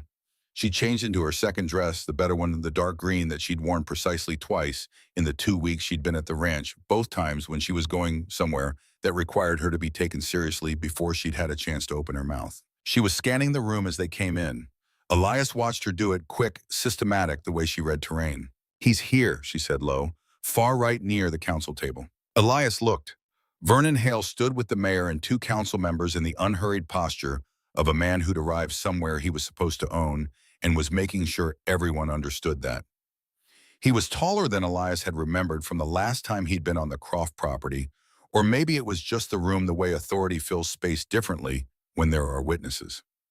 He held a glass and spoke to the mayor with an ease that looked practiced. When he saw Elias and Nora come in, his expression didn't change. He raised his glass in a small, ironic toast and looked away. "He's not worried," Elias said. "Good." Nora set the satchel down and turned to face the room. "Let him not be worried." Marsh was already there, had come in before them, and taken an unobtrusive position near the back wall with his notebook. He gave Nora a small nod when she found his eye. She returned it. Whitfield came in, then Widow Callum in her best black dress, alone and composed, then Seth Langley, then the Dearborn brothers. One by one, the people who'd been in Elias's kitchen that morning filtered into the hall, and found their positions scattered through the crowd, not clustered together, which Nora had suggested specifically because clustering looked like organization, and organization looked like plot. By 7 o'clock, the room was full and buzzing with the cheerful noise of community at the end of a long year. The mayor called for attention, made announcements, the usual ones, the kind that always preceded the celebration proper. The pastor said something brief and general. Two children performed a short recitation about winter. Elias watched Nora. She was still, completely deliberately still in the way she went still when she was managing something very large with the surface area of her composure. The mayor looked up from his notes. Anyone else have announcements before we move to refreshments? Nora stepped forward. I do, she said. The room turned. The 100-plus people in the Bitter Ridge Town Hall on Christmas Eve turned toward the woman standing near the side wall with a leather satchel and a voice that carried clean and clear and carried absolutely no apology for any of it. My name is Nora Croft. I've been a resident of this territory for 3 weeks, and I have evidence of systematic fraud and environmental poisoning that has destroyed ranches in this county that I intend to present here tonight in front of this community. The room did not go silent so much as it compressed all the noise gathered and held like a breath before something. Vernon Hale set his glass down, and everything that was coming began to arrive. She opened with the water. It was the right instinct, the most visible, the most concrete, the thing that people could hold in their heads without legal background or financial literacy. She held up the first glass sample vial and spoke in the same direct, uncomplicated way she'd spoken to Roy Dunbar mom in his Rock Springs room, to Widow Callum at her kitchen table, to the ranchers in Elias's kitchen that morning. This is water taken from the South Creek system that runs through the Croft Ranch property. 2 weeks ago, my cattle were drinking from this water and dying at a rate of 1 or 2 animals per week. 14 had lost in the 3 months before I identified the cause. She set the vial on the table in front of her. Independent chemical analysis confirms copper concentration 15 times above safe levels for livestock consumption. The room was very quiet, the kind of quiet that happens when something lands. The contamination is not natural, Nora continued. The concentration increases as you move upstream. The chemical signature of the deposits found in the creek bed is consistent with mining waste, not geological copper. The source is Vernon Hale's Elk Creek mine, 2 miles upstream from the Croft property, where runoff has been diverted from the settling waste pond through a constructed channel directly into the creek system. Hale's voice came from across the room, measured and authoritative, cutting through the crowd. These are remarkable allegations, Mrs. Croft, from someone who's been in this territory all of 3 weeks. Mining runoff is regulated. Mining runoff is regulated when it follows regulatory procedures, Nora said without raising her voice or turning toward him. She kept facing the room. I have a signed dated statement from Roy Dunbar, formerly employed at the Elk Creek mine, who witnessed Hale and his foreman constructing the diversion channel in September of this year and was terminated 3 days after asking questions about it. She held up the document. I also have the original work order from that construction, signed by Hale himself, which his foreman retained and which I've had verified by the county clerk's office against 3 other signed documents of record. The room turned toward Hale. He did not look like a man who was worried.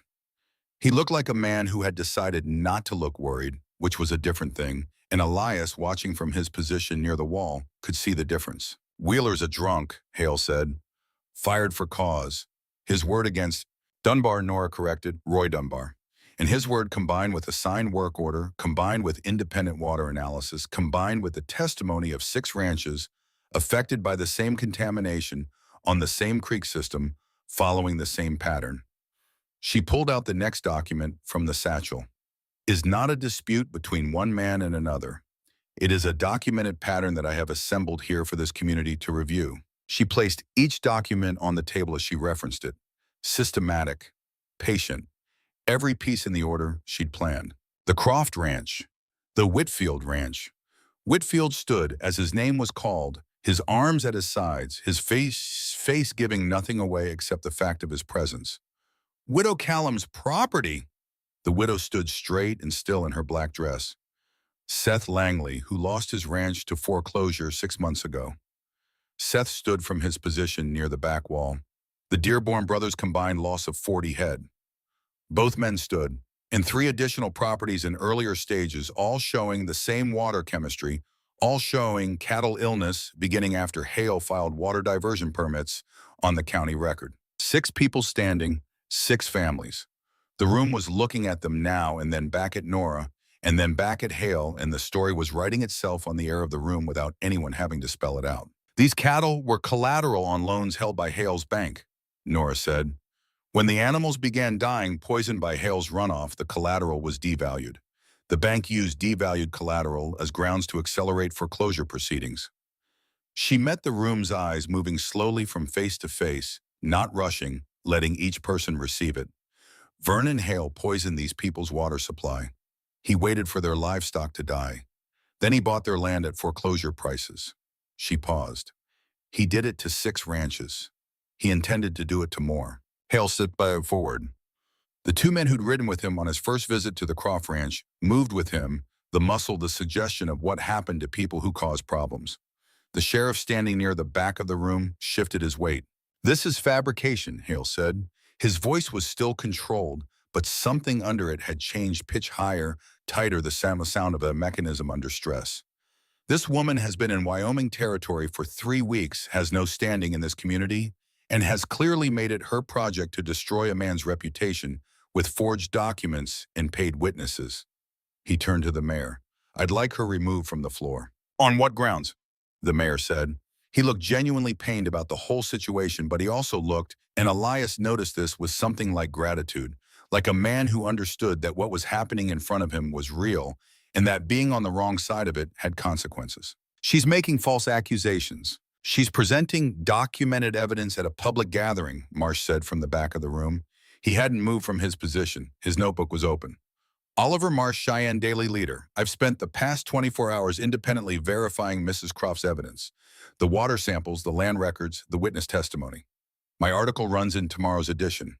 Any attempt to have her removed from this floor at this moment in front of this room will be a prominent part of that article." Hale turned to look at Marsh. Something moved across his face that was the first genuinely uncontrolled thing Elias had seen from him. "Furthermore," Marsh continued, "the allegations Mrs. Croft has presented are serious enough that I've already notified the Territorial Attorney General's office.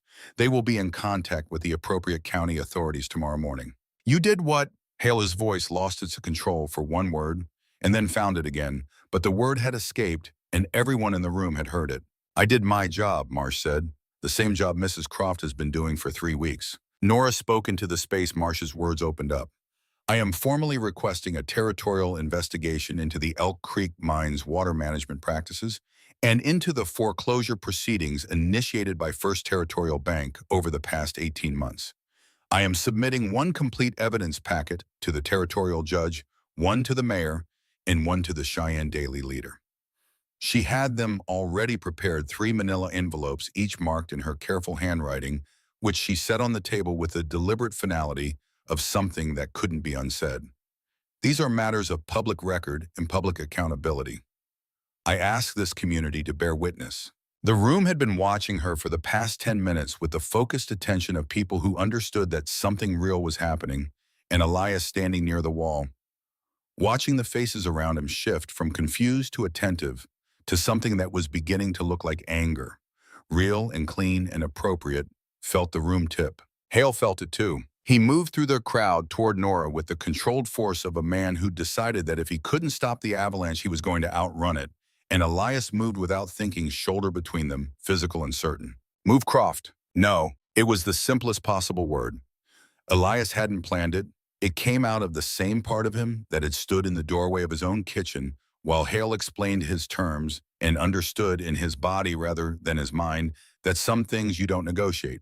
"Don't touch my wife," he said. The sheriff stepped forward, then finally belatedly, with the look of a man who'd been waiting to see which way the current ran and had just decided. "That's enough," he said, placing himself between Hale and the table where Nora stood. "Mr. Hale, this isn't the way. She's defaming me in front of the entire county." "She's presenting evidence," the sheriff said. He didn't sound happy about it, but he sounded like a man who'd read the room correctly. "If the evidence is false, you file suit. That's how it works." Hale looked at the sheriff, then at the room, then at Marsh still in the back with his notebook, then at the 6 people still standing, Whitfield and Widow Callum and Seth Langley, and the Dearborns, still upright, still visible, still present. He looked at Nora. She was watching him with the still, measuring look she gave everything in the water sample. The sick heifer Roy Dunbar in his room, and now this man who'd spent 2 years constructing something and was watching it come apart in a room full of witnesses on Christmas Eve. "This isn't over," Hale said. Lowe directed at her. "No," Nora agreed. "The investigation is barely started, but what happened here tonight," she held his gaze without flinching. "That's over." He turned and walked out. His men followed. The door closed. And for a moment, the Bitter Ridge Town Hall on Christmas Eve was absolutely silent. Then Widow Callum started clapping. Slow, deliberate, the sound of someone who'd been holding something for a long time and was finally setting it down. Seth Langley joined her. Then Whitfield arms finally uncrossed, finally definitively uncrossed. Then the room erupted, not all at once, but in a wave, starting at the people closest to the evidence table and moving outward, voices, rising, people turning to each other with the released energy of a community that had just understood something it had been trying not to know. Nora stood very still in the middle of it. She had her hands flat on the evidence table and she was looking at them.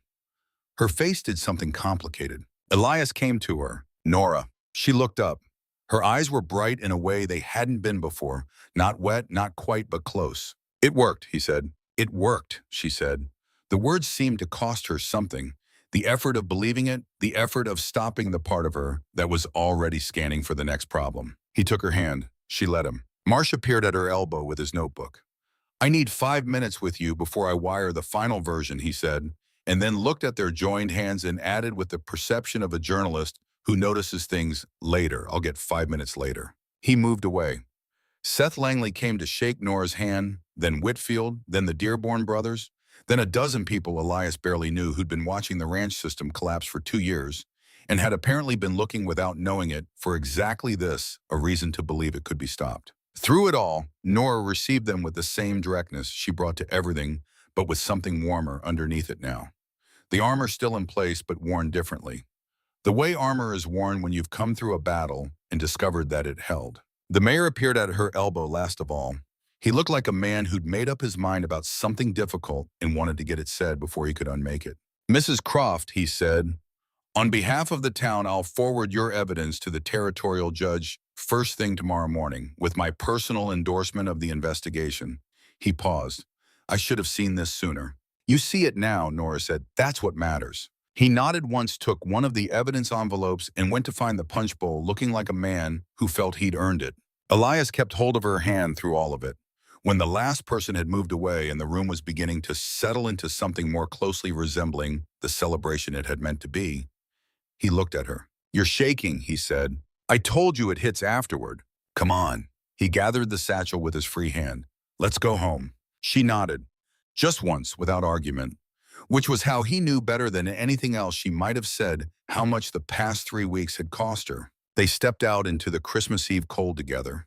Snow beginning again, stars barely visible through the cloud cover, the town quiet around them. And the battle, this particular night, finally irrevocably behind them. The ride home was slow because neither of them pushed it. The buckboard moved through 2 inches of new snow at the pace of horses who'd been worked hard all day and weren't being asked to do more, and Elias didn't argue with them. Nora sat beside him with her satchel in her lap and her head slightly bowed, and he could feel the tremor in her shoulders that she wasn't acknowledging. Not cold, not fear anymore. The departure of fear, which is its own kind of shaking. He waited until they were clear of town, until the lights of Bitter Ridge had reduced themselves to a distant suggestion behind the snow. "Tell me when you're ready to talk," he said. "I'm not sure when that will be." "That's fine." She was quiet for another mile. The horses breathed. The snow fell at its particular angle, not straight down, never straight down in Wyoming, but sideways, and committed to it. "I keep going back through the sequence," she said finally, "looking for what I could have done better, faster, differently. From where I was standing, you did it right. There might have been another way to reach Dunbar that didn't require a 2-day ride in building weather." She turned the evidence satchel in her hands.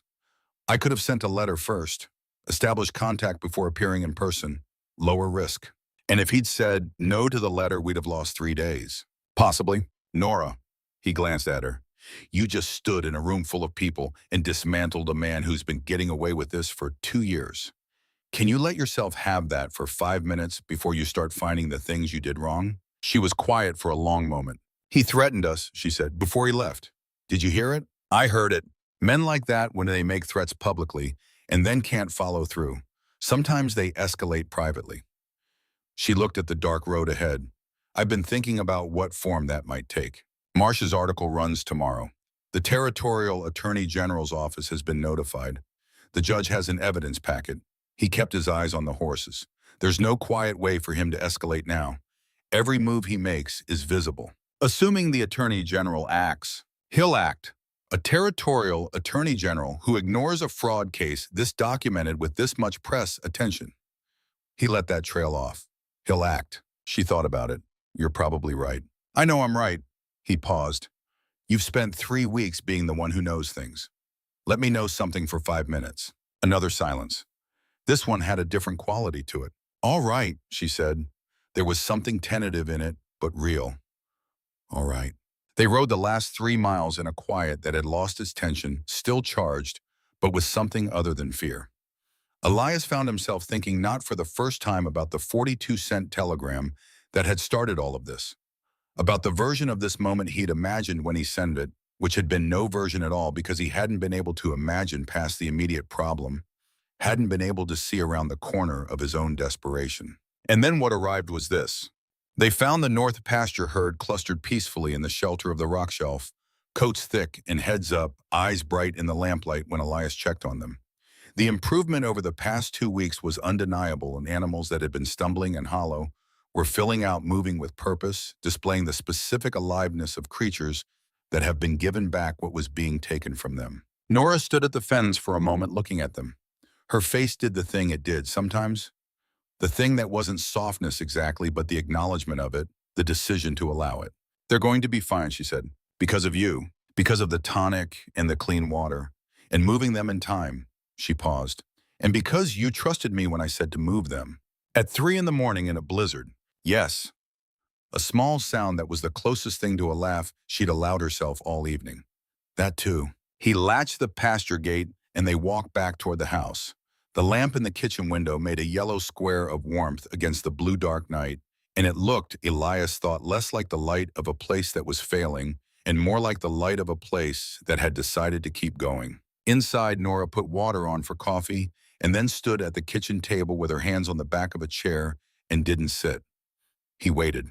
When I answered the agency's advertisement, she said to the table, not to him, I told myself it was practical, that I needed a situation, and this was a situation, that whatever it was, it would be manageable. She was quiet for a moment. I didn't let myself think about what it would actually be like, to be somewhere new with someone I didn't know, trying to build something out of. She stopped. It seemed better not to think too hard about it. And now, he said. She looked up. The water was beginning to steam. Now I think, she said carefully, that it is better than I thought to hope for. She held his gaze. I didn't come here expecting this to be, she stopped again.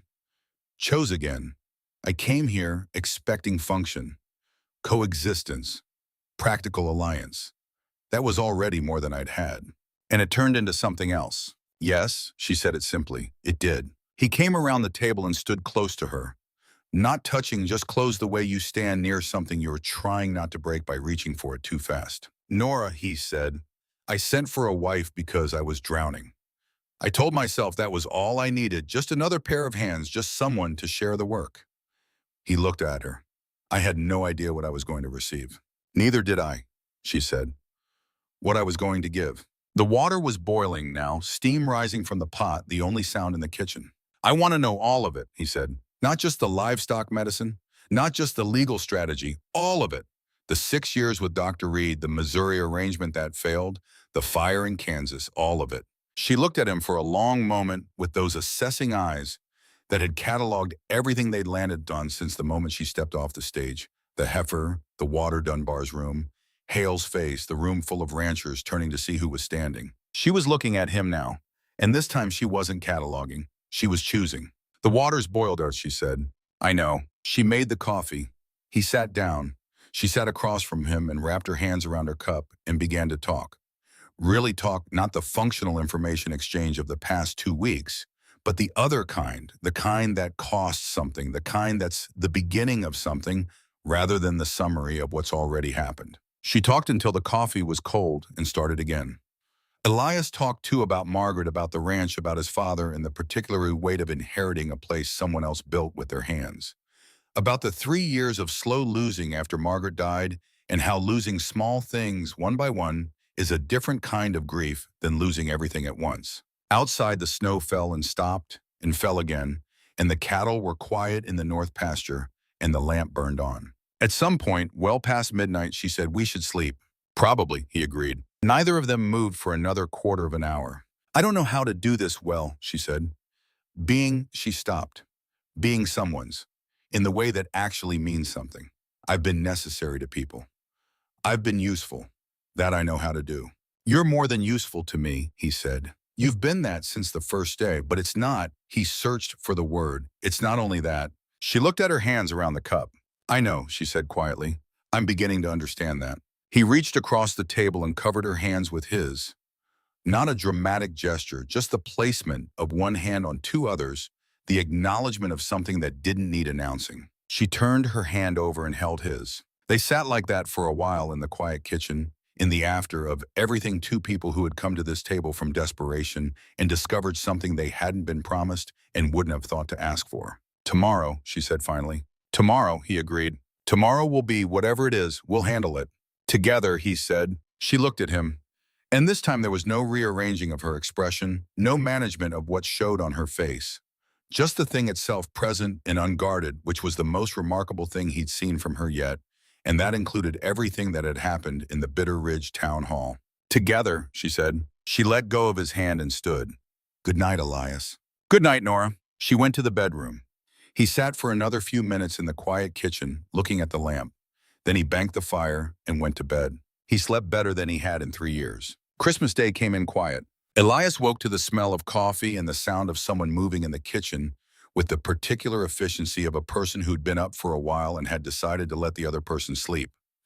He lay in the gray morning light for a moment listening and found he was listening the way he'd stopped listening years ago, with the simple pleasure of not being alone in the house. He got up and went to the kitchen. Nora was at the table with her journal and a cup that had been refilled at least once, and the Cheyenne Daily Leader spread open in front of her. She looked up when he came in. "Marsh's article," she said. He poured coffee and came around to read over her shoulder.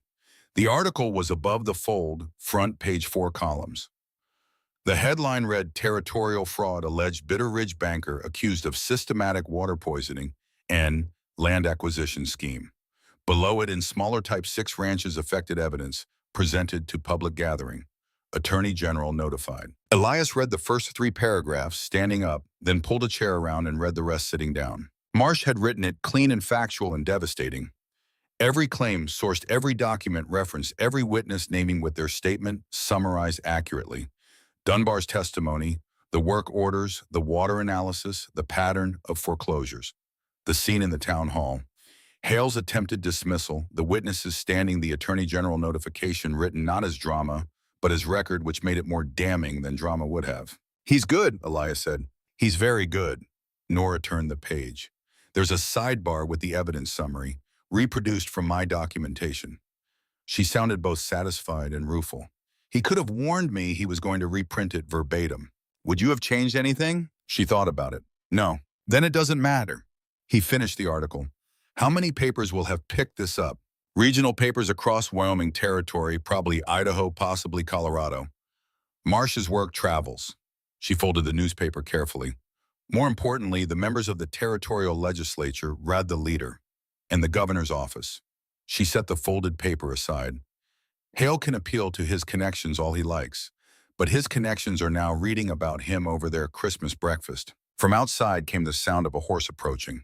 Single rider moving at a deliberate pace. Elias looked at Nora. She'd already heard it. Her expression had shifted back to the watchful stillness, not fear but readiness, the posture of someone who hadn't stopped expecting problems just because last night had gone right. He went to the door. The rider was the sheriff, not backed by men this time.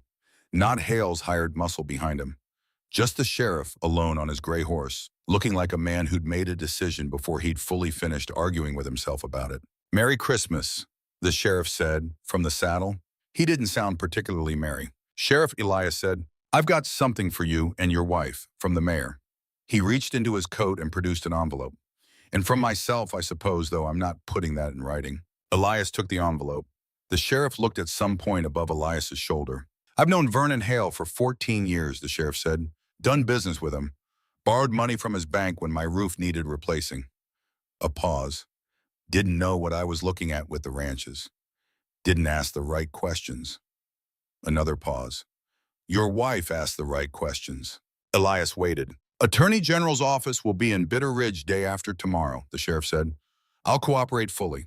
He gathered his reins. That's all. He rode away. Elias came back inside and opened the envelope. Inside was a letter from the mayor formal in official county stationery confirming that the foreclosure proceedings against the Croft property were frozen, pending the territorial investigation, and that similar freezes had been placed on the 5 other affected ranches identified in the evidence packet. He set it down on the table. Nora read it. Then she looked at the ceiling. Not at anything on the ceiling, just up the way people look when they're trying to make something real by looking somewhere other than at it. That's it, she said. The ranch is safe. For now, until the investigation concludes. Yes, she brought her gaze back down. But the ranch is safe. The ranch is safe, he confirmed. She was quiet for a moment. Then she said with the slightly dazed quality of someone reporting from inside a fact they haven't fully processed, we did that. You did that. She shook her head, and this time he was glad to have the argument because it was a different argument than the ones they'd had over the past 2 weeks. We did that, she said again, firmly. The days between Christmas and the Attorney General's arrival were strange and quiet, and felt in the particular way of transitional periods like something that was neither the storm nor the calm that follows but the pause in between. Elias repaired fences. He'd been meaning to for months, and now his hands needed something straightforward and physical to do while his mind processed what had happened. He worked his way around the perimeter of the north pasture, replacing boards, resetting posts, doing the unglamorous maintenance of survival that had been deferred through the emergency of the past few weeks. Nora treated cattle. Word had continued to spread, partly from the ranchers who'd attended the Christmas gathering, partly from Marsh's article, partly from the sheriff's visible cooperation, which told the community something about which way the wind was now running.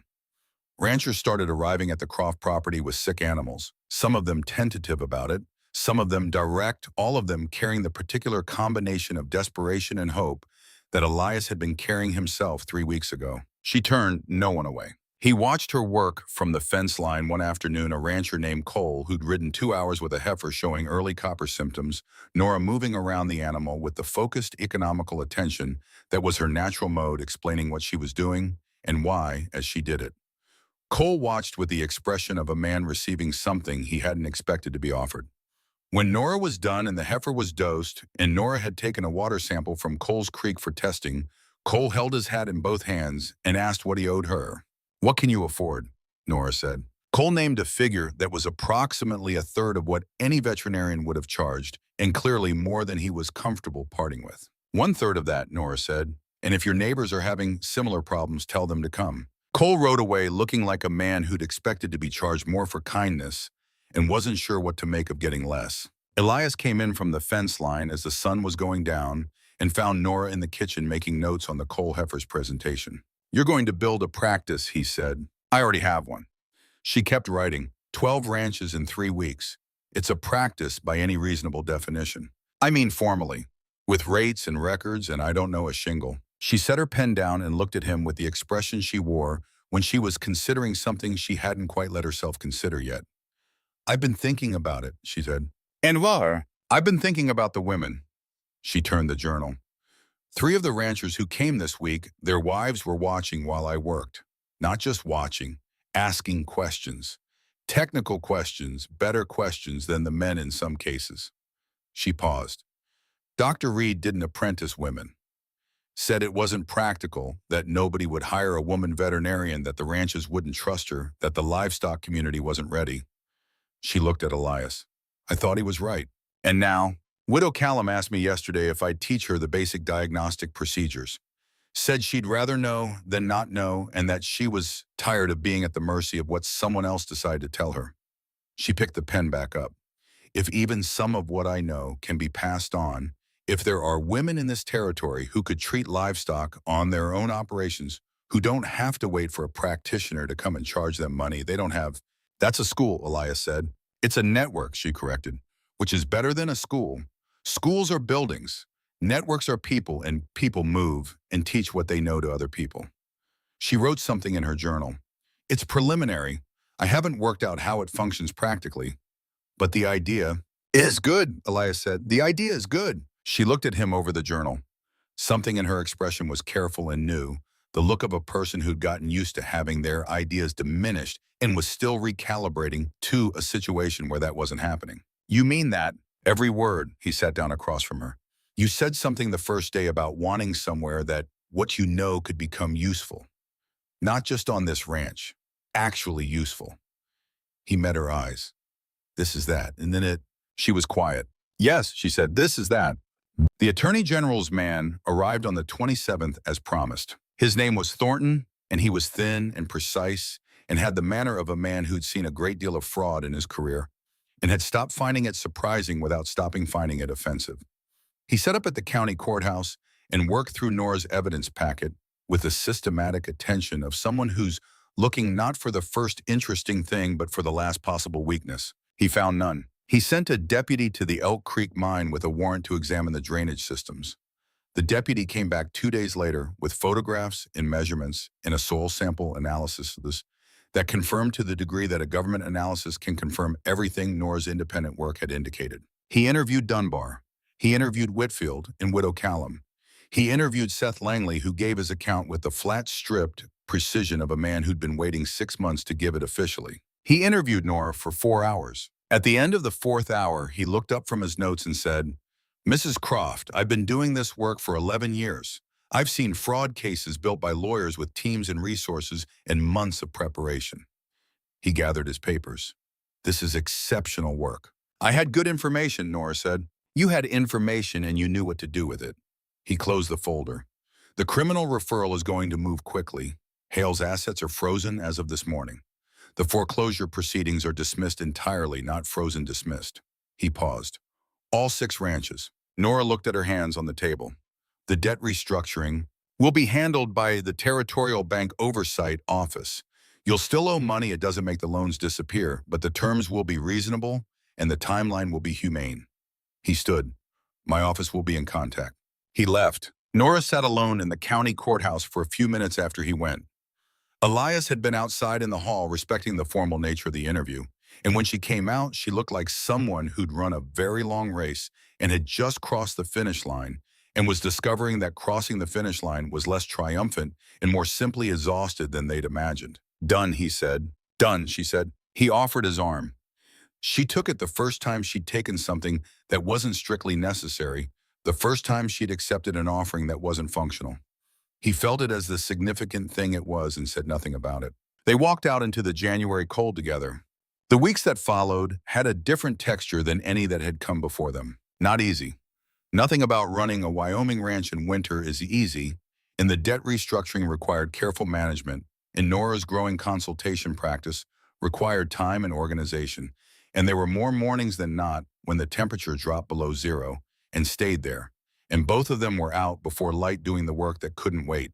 But underneath the difficulty was something that hadn't been there before, something that felt like permanence. Whitfield came by in January to help rebuild the South Barns collapsed wall. He had the skills Elias lacked, and Elias had lumber Whitfield needed. And they worked side by side for 2 days in the cold, Whitfield teaching, and Elias learning in the wordless way that men who've been through something together work when they've passed beyond the need for explanation. Seth Langley's sister brought a basket of preserved food and stayed for coffee and talked to Norm about the early-stage apprenticeship program Nora was sketching out. The two of them bent over Nora's journal in the kitchen while the wind worked at the windows and the stove ticked with warmth. Widow Callum came on a Tuesday and stayed for 3 hours, learning the copper toxicosis diagnostic procedure, step by step working through it on a heifer Nora had kept for training purposes, asking the questions Nora noted with visible precision were exactly the right questions. When she left, she looked different than she'd looked when she arrived, taller somehow, or steadier. The difference between a person carrying something alone and a person who's been given a tool. She'll be good, Nora said, watching her ride away. When do you start the formal sessions? February. Widow Callum, Seth Langley's sister, and 2 other women who've asked. Small group, 4 weeks. She turned from the window. I've been writing a manual. Elias stopped. A manual. Bovine disease identification and treatment for working ranchers. Basic diagnostic protocol, common conditions, intervention procedures. She went to the table and produced a thick sheaf of pages in her handwriting, now supplemented with diagrams. Dr. Reed's teaching was mostly oral. I learned by watching and doing, which is effective but doesn't scale. If this is written down, it can reach people I'll never meet. He looked at the pages. The handwriting was dense and organized, every margin, annotated diagrams, precise. How long have you been working on this? Since January. Mornings before the ranch work starts. She stacked the pages. It's not done, but it's becoming something. He looked at her in the journal, at the stacked pages, at the woman who'd arrived on his property 3 weeks before Christmas with one bag and a leather-bound record of 6 years of other people's knowledge, and had spent the intervening months converting it into something that belonged entirely to her. Nora, he said. She looked up. He stopped. I want to ask you something. Something in her expression shifted the attention of someone who's recognized a change in the tenor of a conversation. The proxy marriage, he said. We're already married, legally and completely. He held her gaze. But I want to do it again, in front of people, with you choosing it, not the agency choosing it for both of us. He paused. I want to marry you because I want to, not because you were the solution to a problem. The kitchen was very quiet. Outside, the wind had found its usual register, and the cattle were quiet in the north pasture. Nora set the stacked pages down. She looked at him with those steady, assessing eyes that had never quite stopped measuring everything they touched. This time they landed without measuring, just present, just there. When did you decide that? She said. I'm not sure. Somewhere between the night we moved the cattle and the morning you came back from Dunbar's, with the signed statement. Somewhere in there. He paused. It didn't announce itself. It just was. I know that feeling, she said. He waited. She looked at her hands on the table, then at him. Spring, she said. When the investigation is concluded and the debt is restructured and the worst of the winter is behind us. She met his eyes. Ask me in spring. You could say yes now. I know. She held his gaze without flinching, and what he saw there was not reluctance, but something more careful than that, the deliberateness of a woman who'd spent too long having things happen to her and had decided to be present and intentional for the ones that mattered. Ask me in spring.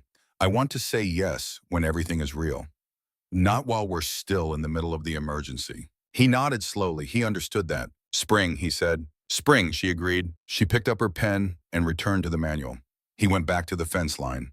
And between them, in the warm and ordinary space of the kitchen and the cold and necessary space of the pasture, something continued to become what it had been becoming since the day she'd stepped off the stage in Bitter Ridge and looked at everything with clear eyes and said what needed saying.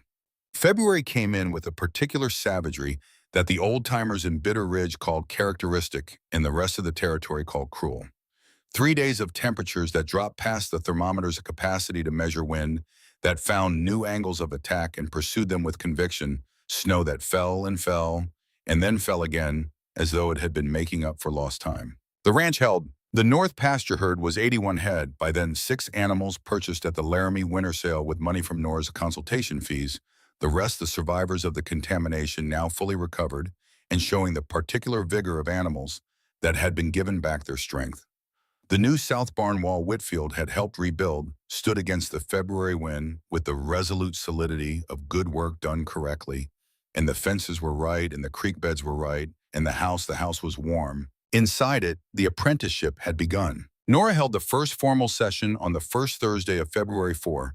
Women seated around the kitchen table with handwritten copies of sections of the manual, Widow Callum and Seth Langley's sister, and 2 others, a rancher's daughter from the North Ridge, and a woman named Vera, who'd managed her brother's ranch since his injury and had been doing it without any formal knowledge of livestock medicine for 2 years.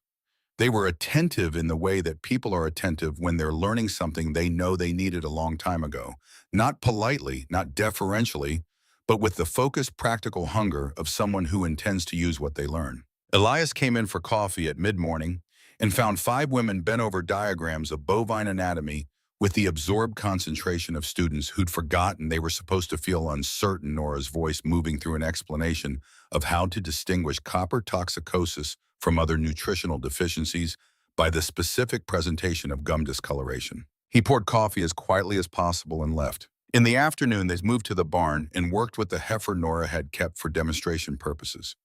The four students taking turns with the diagnostic procedures while Nora guided them. Vera had clearly been observing animals her whole life and needed only the vocabulary to articulate what she already knew. Widow Callum was methodical and careful, her notes precise. Seth Langley's sister had a natural lightness of touch that made the heifer visibly comfortable, which Nora noted aloud as a skill worth developing. By evening, when the session ended and the women prepared to ride back to their properties in the last cold light, there was a different quality to the room than there'd been at the start of the day. Something had moved, not taught exactly, but transferred. Knowledge passing from one pair of hands to others, the way practical things should pass through contact and demonstration, and the gradual accumulation of confidence. Widow Callum stopped at the door on her way out. Same time next Thursday. Same time, Nora said. After they'd gone in, Elias helped Nora put the kitchen back in order. The diagrams filed, the anatomy charts rolled, the table returned to its usual function. How did it go, he said. Better than I expected? She was quiet for a moment. Vera already knows more than she knows. Widow Callum thinks like a diagnostician. She wants to understand the mechanism, not just the procedure. When she understands why something works, she'll generalize it correctly to cases I haven't taught her. She set the last chart on the shelf. They're going to be good. You sound surprised. Not surprised, relieved maybe. She turned. I've been carrying this knowledge for a long time as something that made me inconvenient. She paused. It feels different when it's becoming someone else's resource. Less like something I've been defending and more like something that's actually moving. He understood that. It was the same thing he had felt watching the cattle recover, not just the relief of something stopped, but the specific feeling of something restored to motion. Dr. Reed would have to acknowledge it if he could see this, Elias said. Maybe. She didn't sound bitter about it, just factual. Or maybe he'd find a reason it didn't count. That's possible too. She leaned against the shelf. What I've learned is that it doesn't particularly matter what he would say. What matters is what happens when Widow Callum goes home tonight and treats her animals differently because she understood something today that she didn't understand yesterday. She paused. That's not about him. That's just real. March brought the conclusion of the criminal proceedings. The announcement came in the form of a telegram from Thornton's office, 5 lines precise containing everything necessary and nothing extraneous. Vernon Hale had entered a guilty plea to charges of deliberate environmental contamination conspiracy to defraud and unlawful land acquisition. The sentencing was set for April. The 6 affected ranch properties were fully cleared of foreclosure. The fraudulent loan terms had been formally invalidated, and the debt restructuring was now in effect under territorial oversight at rates Elias could service without destroying what he was building. Elias read the telegram 3 times. Then he went outside and stood in the March wind for a while, which was cold, but not as cold as it had been, and looked at the north pasture where his cattle were doing what cattle do when they are healthy and cared for and left to go about their lives. 81 head, fed, sound, growing. He went back inside. Nora was at the table, where else with her journal open and her coffee cooling and 2 pages of what appeared to be a new section of the manual in front of her. She looked up when he came in. He held out the telegram. She read it. Her expression moved through several things in a sequence too quick and close together to name individually, and then arrived somewhere still and private and entirely her own. It's over, she said. It's over. She set the telegram down on the table next to the journal pages. She looked at both of them for a moment, the legal end of one thing and the ongoing construction of another side by side. The spring, she said. He looked at her. You said ask me in spring. She met his gaze. When everything is real. She looked at the telegram again. This feels like the beginning of when everything is real. He sat down across from her. The coffee was cold. Neither of them reached for it. Nora Ashfield, he said. Will you? Croft, she said.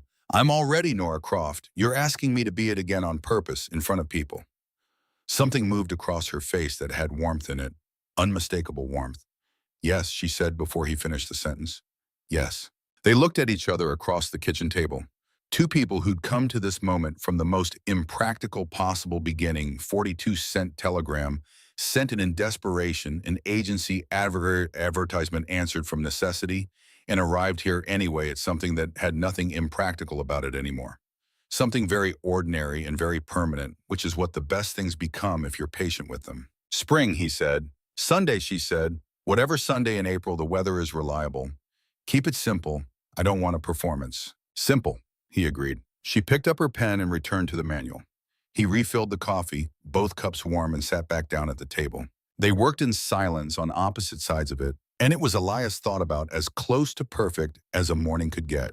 The news traveled through Bitter Ridge with the particular velocity that good news moves in a community that's been carrying mostly bad news for a while. Hale's guilty plea, the cleared foreclosures, the debt restructuring, all of it arrived in people's kitchens in conversations with the quality of something long overdue that had finally shown up and been recognized. Some people came to the Croft property to say something about it. Some sent notes. Old May at the relay station, who'd pointed them toward Miller's Canyon in December, sent a jar of preserved peaches and a card that said, "Only I knew you'd make it." The mayor came by himself without official purpose and said he'd like to commission a formal water quality assessment of the county's creek system. Would Nora be willing to advise on it? She said she would. He went away looking relieved. Marsh came from Cheyenne with a photographer and wrote a follow-up article. The Woman Who Built the Case: How Nora Croft Dismantled a Fraud Scheme That Destroyed 6 Ranches. Nora gave him 3 hours and then said she was done, and he went away satisfied, and the article ran above the fold. "People are going to know who you are now," Elias said, "all the way to Cheyenne." "They'll know what happened," she said. "That's different." She turned the newspaper over face down. "I'd rather they know the manual when it's finished. That will actually help people." The manual was coming along. She worked on it every morning before the ranch work started, pages accumulating in a leather folder that now had a spine that was straining at its stitching. The apprenticeship group had grown 2 more women from neighboring counties who'd heard about the Thursday sessions and asked to join. The 4th Thursday of March brought 7 women to the Croft kitchen, 3 of whom were now competent enough in the basics to start applying what they'd learned on their own operations. Elias, moving through the barn that afternoon with a pail and listening to 7 voices in the kitchen above him, questions and answers, and the particular sound of comprehension arriving, which is a specific and unmistakable sound, felt something he hadn't felt about the ranch since his father built it. Not just survivorship, not just relief, pride, the kind that comes from something being used for what it was always meant to be. The Sunday in late April that Nora picked for the wedding was the kind of day that Wyoming produces twice a year as evidence that it's capable of beauty when it chooses to be wide sky, pale sun with genuine warmth in it. The sage on the hillsides showing its first tentative green, the mountains still snow-capped, but the passes clear. The whole town came, or near enough to it that the distinction didn't matter. Elias stood in the Bitter Ridge church in the suet he'd worn at his first wedding and tried to feel the weight of that and found it lighter than he expected. Margaret was part of his history truly and completely, but history wasn't competition. He understood that now in a way he hadn't thought through when he'd sold her brooch for the train ticket. The past didn't displace the present, it informed it, which was something different. Nora walked in wearing the dark green dress. She'd found someone in town to put her hair up, which made her look less like a woman who'd just come in from the pasture and more like a woman who'd decided to mark an occasion, and she carried a small bunch of early wildflowers that he suspected Widow Callum had provided.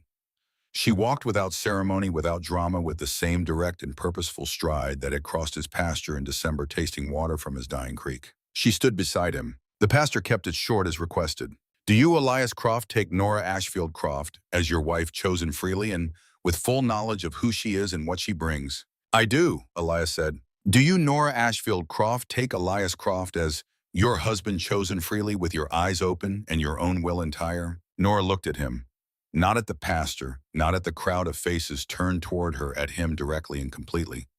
The same look she'd given him across the kitchen table in March when he'd started a question she'd answered before he finished it. "I do," she said. The pastor said something about the binding nature of freely chosen commitment, and Elias heard about half of it because the other half he was spending looking at Nora and thinking that the particular form of luck that had led to that 42-cent telegram was the kind of luck that didn't announce itself, the kind that came disguised as necessity and turned out to be something else entirely. They kissed, and the room broke apart in sound applause and laughter, and children who'd been sitting still too long releasing themselves into motion. Seth Langley raised the glass in the reception afterward and said, To the woman who refused to be quiet about the truth, and to the man who refused to stop her. Widow Callum said, to knowledge that moves. Vera, who'd become one of Nora's best students and was now treating livestock on 4 neighboring operations, said, to the manual, may it outlast all of us. Nora laughed, a real open laugh that reached all the way up and didn't manage itself at all. Elias looked at her laughing and felt something complete itself in his chest that had been incomplete for 3 years. After the reception, when everyone had gone and the barn was quiet and the evening light was going golden over the mountains, they sat on the porch with coffee that was going cold, and neither of them moved to refresh it. Are you happy? Nora asked. It was not a question she'd have asked 3 months ago. The directness was the same, but the vulnerability under it was new, or not new, but newly visible. Yes, he said. Are you? She thought about it with the seriousness she gave all important questions, not performing consideration, actually considering. I don't have a lot of reference for happy, she said finally. I know useful, I know necessary, I know purposeful. She looked out at the mountains. This feels like something past those, something that doesn't need a justification. That's happy, he said. Then yes.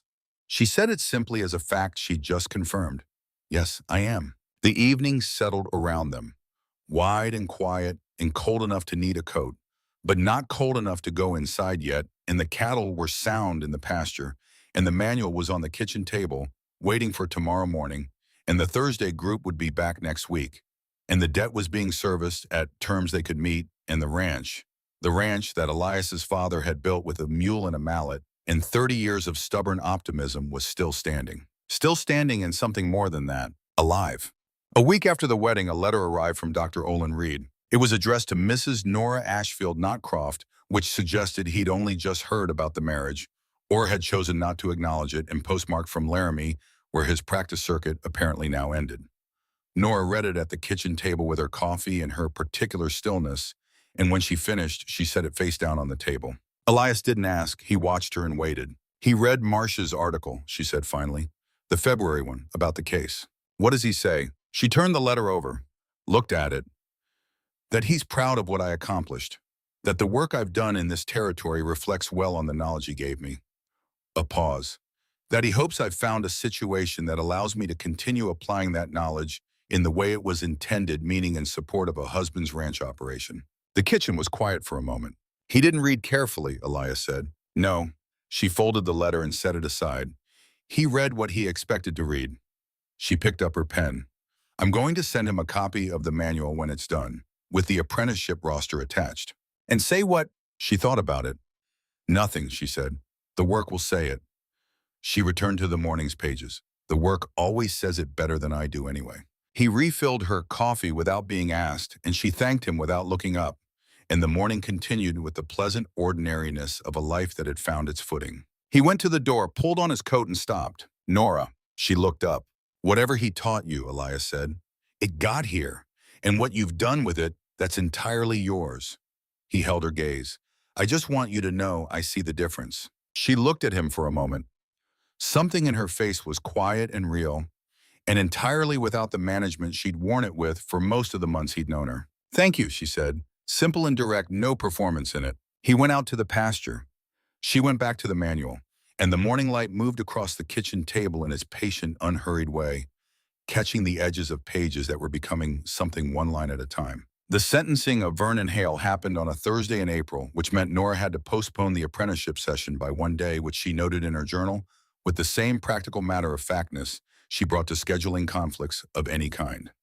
The Thursday women understood without being told. Most of them came to Cheyenne anyway, taking places in the gallery of the territorial courtroom, alongside a crowd that had traveled from 3 counties to be present for the occasion. Judge Calloway presided. He was not the same judge who had frozen the investigation proceedings that had been a Bitter Ridge circuit judge, but Thornton's office had organized the transfer to territorial court, given the scope of the charges, and Calloway was a man whose reputation for thoroughness had reached even Nora's ears, which she took as a good sign. Hale sat at the defendant's table with 2 lawyers who had clearly been expensive and had earned whatever they'd been paid in the complexity of their argument, which asserted at various points that the drainage work was routine maintenance, that the contamination was geological, that Roy Dunbar was unreliable, and that the signed work orders had been misinterpreted.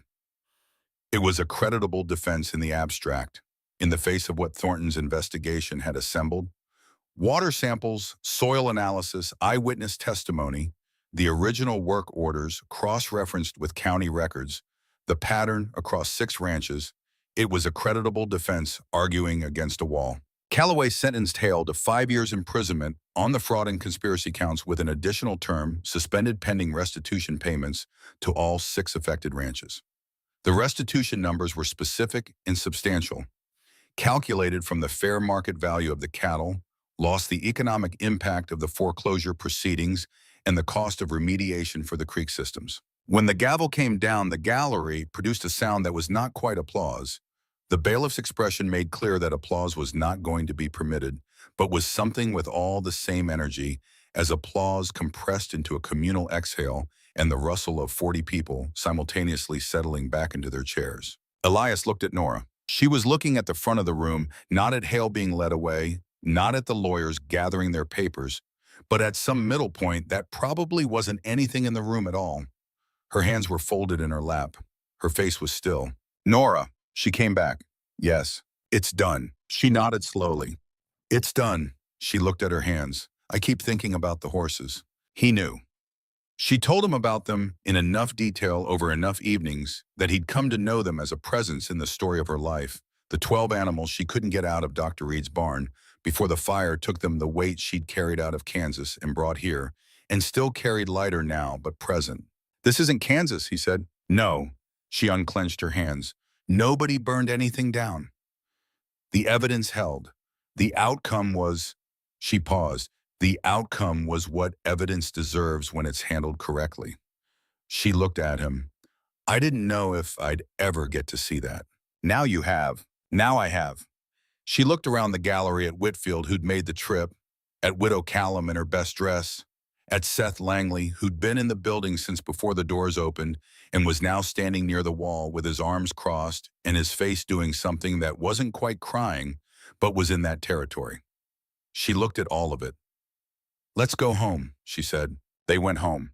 The ride from Cheyenne back to Bitter Ridge took the better part of a day, and they spent most of it in a companionable quiet that had a different quality than the silences of 4 months ago.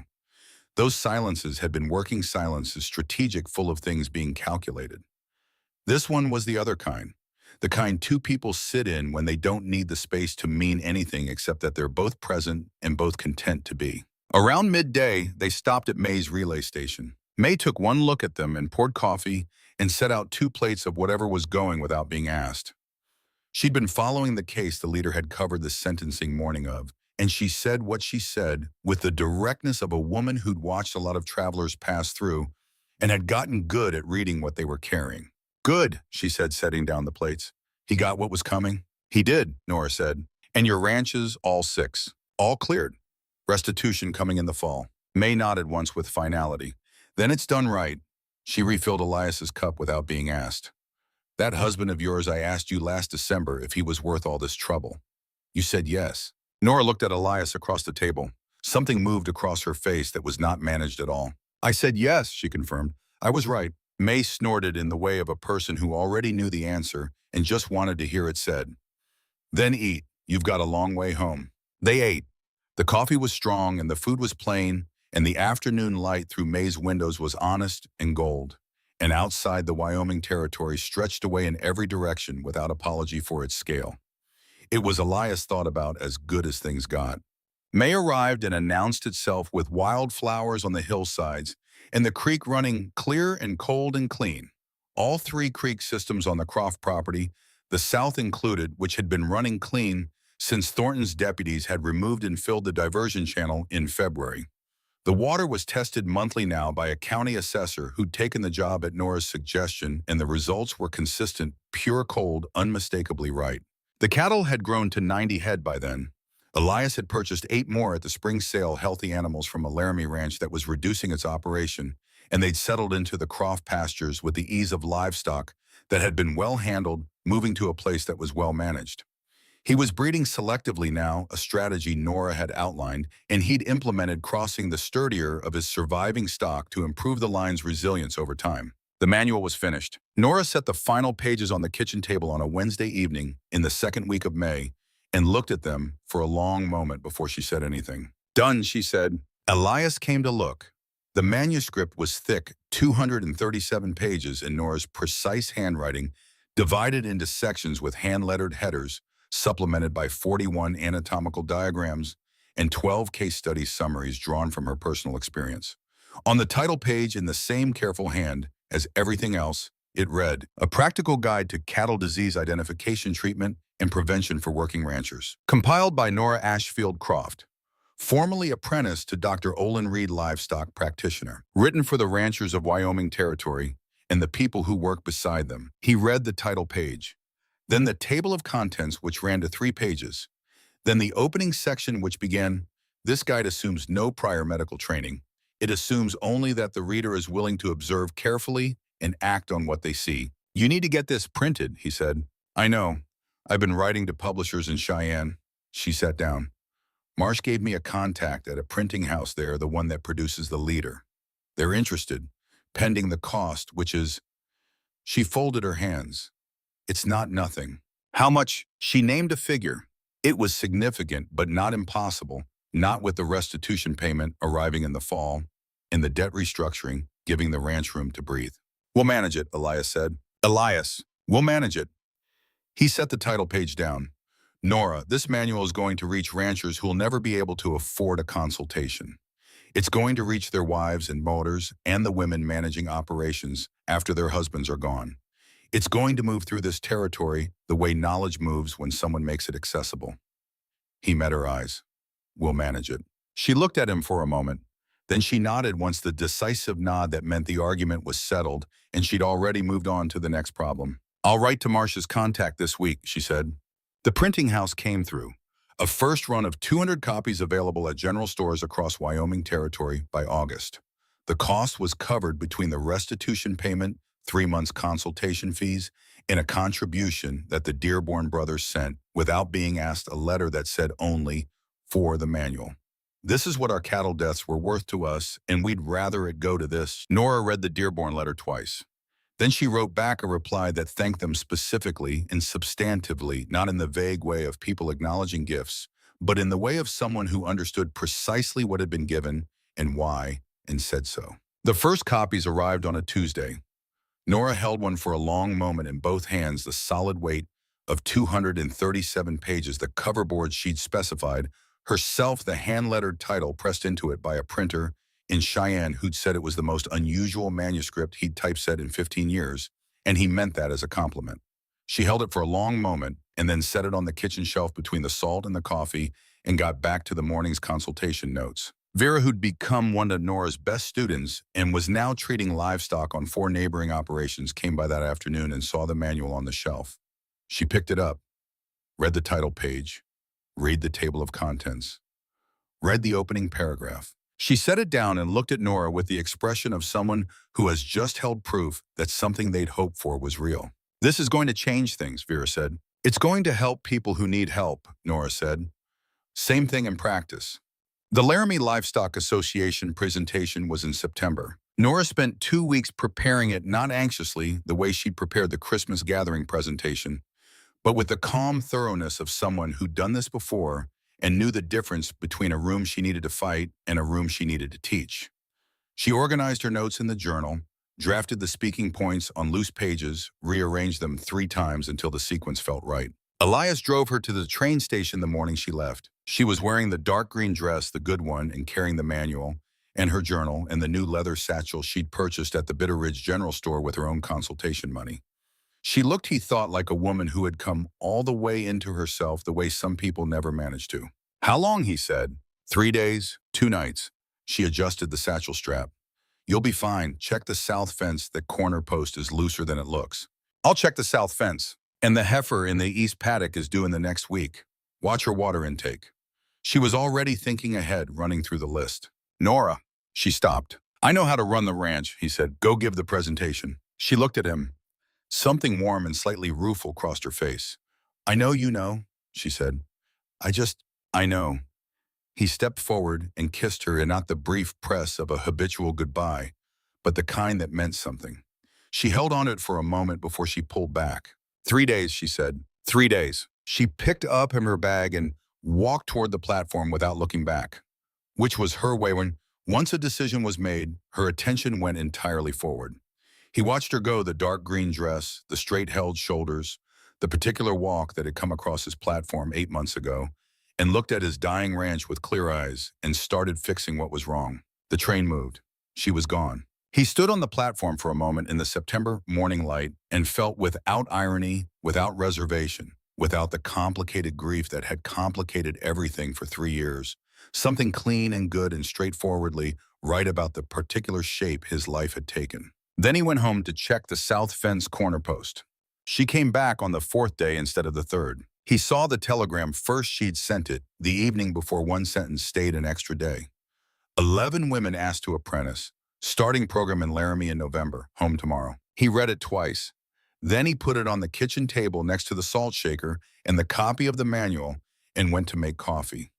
He was smiling while he made it, the way people smile when they're alone and no one can ask them what they're smiling about and they don't have to explain. She came in bed the next afternoon covered in train dust and carrying a notebook she'd filled during the presentation and a list of 11 names with their ranch locations and the particular energized quality of someone who'd been working at a distance and was now ready to bring the work home. He handed her coffee. She took it without ceremony and sat down. 11, he said. 11 and 2 more who wanted to wait until spring. She opened the notebook. The association gave me the floor for 2 hours. There were 30 people. I expected skepticism, and there was some, but mostly they... She stopped. Mostly they listened, really listened. The way people listen when they've been waiting for something without knowing what they were waiting for. She set the notebook down, and then afterward the women came, one at a time mostly, a few together, all of them asking the same question, can you teach us? And you said, I said yes. She looked at him. I said November. Laramie, monthly sessions, same format as here. She turned the notebook. Thornham office wants to talk about incorporating the manual into county extension recommendations. Marsh wants to do a follow-up piece, the practice as a story, not just the fraud case. She paused. It's moving, Elias, faster than I thought. Faster than Dr. Reed thought possible, Elias said. She was quiet for a moment. Yes, she said, faster than that. A year to the day after Nora Croft had stepped off the stage in Bitter Ridge with one bag and a leather journal, they stood together in the north pasture at dusk and watched 90 head of cattle move across grass that was green. Now honestly green, fed by clean water running down from the northern springs. The ranch looked different. Not transformed, it still had the patch quality of a place that had survived hard times by doing the work and not by having everything go right. But survival had its own dignity, and the Croft Ranch wore it now, the new barn wall, the tight fences, the pasture gate that swung true, the creek water running clean and tested. Nora had her journal because Nora always had her journal, but she wasn't writing in it. She was holding it at her side and watching the herd with the particular attention of a woman who still cataloged things she saw, but had gotten more comfortable lately with also just seeing them. 12 months, Elias said. 12 months, she agreed. You know what I was doing a year ago today? Counting 42 cents in the telegraph office. Yeah, he leaned on the fence, and feeling like that was the last card I had to play. It nearly was. Nearly. He looked at her. You weren't the card I expected. No, she said. I know. She looked at the cattle. I wasn't what I expected either. Who I'd be here, with you. She paused. I thought I knew myself fairly completely. I'd had 28 years to figure it out. And I was missing a few things. She said it simply without drama. Things I didn't know were missing because I'd never had them. She turned to look at him. Being trusted, not for what I can do, for who I am, having that be the same thing finally. She held his gaze, being known, completely, and not having that cost anything. He put his arm around her shoulders. She leaned into it without catching herself the way she'd been doing for months. The management long since set aside the ease of two people who've stopped monitoring what they allow. I came here desperate, he said, sent a telegram because I had nothing left.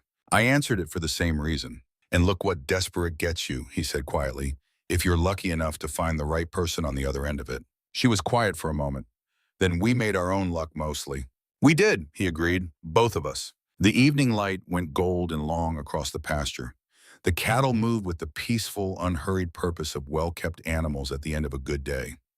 The mountains in the distance were painted in the colors of a Wyoming September amber, and rose in the deep purple of shadows arriving, and the creek that ran through the south pasture ran clear and cold and clean as it would run tomorrow and the day after monitored, and certain nothing hidden in it anymore. In the months that followed, the Croft Ranch became something Elias hadn't let himself imagine when he'd sent the telegram. Not just survival, something with forward motion, something building toward a future that felt genuinely open rather than merely possible. The manual went into its second printing by November. The Laramie Apprenticeship launched with 13 women. Widow Callum treated 4 operations independently through the summer and sent Nora a note that said only "it works. The knowledge moves."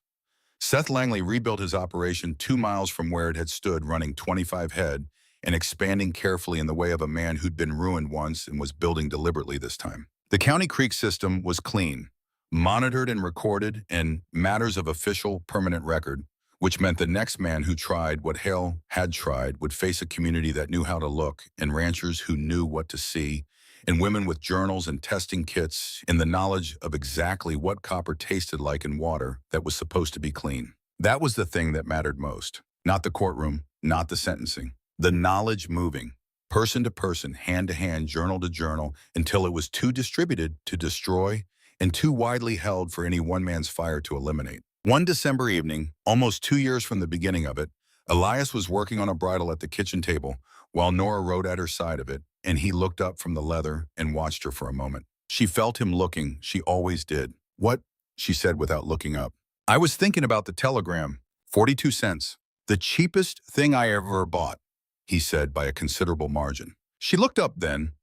The thing that wasn't quite a smile was entirely a smile, now had been for a long time, though. She'd have argued the point if pressed. She let him see it. "I'm not cheap," she said. "No," he agreed, "and you're extraordinary, which makes the 42 cents the investment of the century." She shook her head and returned to her writing. But she was still smiling, and he could see it from across the table. And outside, the snow was falling on the ranch that had been saved, on the pastures and the fences and the clean running creek and the barn with its sound new wall. And inside, the lamp burned and the stove ticked, and 2 people worked at the things they'd built together from the most impractical of beginnings. Not by luck alone, by choice. Over and over, one careful act of trust at a time, until trust had become the ground they stood on. That was the whole of it. That was everything worth keeping. End of part 5, end of story. Judge Calloway presided. He was not the same judge who had frozen the investigation proceedings that had been a Bitter Ridge circuit judge, but Thornton's office had organized the transfer to territorial court, given the scope of the charges, and Calloway was a man whose reputation for thoroughness had reached even Nora's ears, which she took as a good sign. Haley sat at the defendant's table with 2 lawyers who had clearly been expensive and had earned whatever they'd been paid in the complexity of their argument, which asserted at various points that the drainage work was routine maintenance, that the contamination was geological, that Roy Dunbar was unreliable, and that the signed work orders had been misinterpreted. It was a creditable defense in the abstract, in the face of what Thornton's investigation had assembled. Water samples, soil analysis, eyewitness testimony, the original work orders cross-referenced with county records, the pattern across 6 ranches. It was a creditable defense arguing against a wall. Calloway sentenced Hale to 5 years imprisonment on the fraud and conspiracy counts, with an additional term suspended pending restitution payments to all 6 affected ranches. The restitution numbers were specific and substantial, calculated from the fair market value of the cattle, lost, the economic impact of the foreclosure proceedings, and the cost of remediation for the creek systems. When the gavel came down, the gallery produced a sound that was not quite applause. The bailiff's expression made clear that applause was not going to be permitted, but was something with all the same energy, as applause compressed into a communal exhale and the rustle of 40 people simultaneously settling back into their chairs. Elias looked at Nora. She was looking at the front of the room, not at Hale being led away, not at the lawyers gathering their papers, but at some middle point that probably wasn't anything in the room at all. Her hands were folded in her lap. Her face was still. "Nora," she came back. "Yes, it's done." She nodded slowly. "It's done." She looked at her hands. "I keep thinking about the horses." He knew. She told him about them in enough detail over enough evenings that he'd come to know them as a presence in the story of her life. The 12 animals she couldn't get out of Dr. Reed's barn, before the fire took them the weight she'd carried out of Kansas and brought here, and still carried lighter now, but present. "This isn't Kansas," he said. "No." She unclenched her hands. "Nobody burned anything down. The evidence held. The outcome was—" She paused. "The outcome was what evidence deserves when it's handled correctly." She looked at him. "I didn't know if I'd ever get to see that." "Now you have. Now I have." She walked around the gallery at Whitfield, who'd made the trip, at Widow Callum in her best dress, at Seth Langley, who'd been in the building since before the doors opened and was now standing near the wall with his arms crossed and his face doing something that wasn't quite crying, but was in that territory. She looked at all of it. "Let's go home," she said. They went home.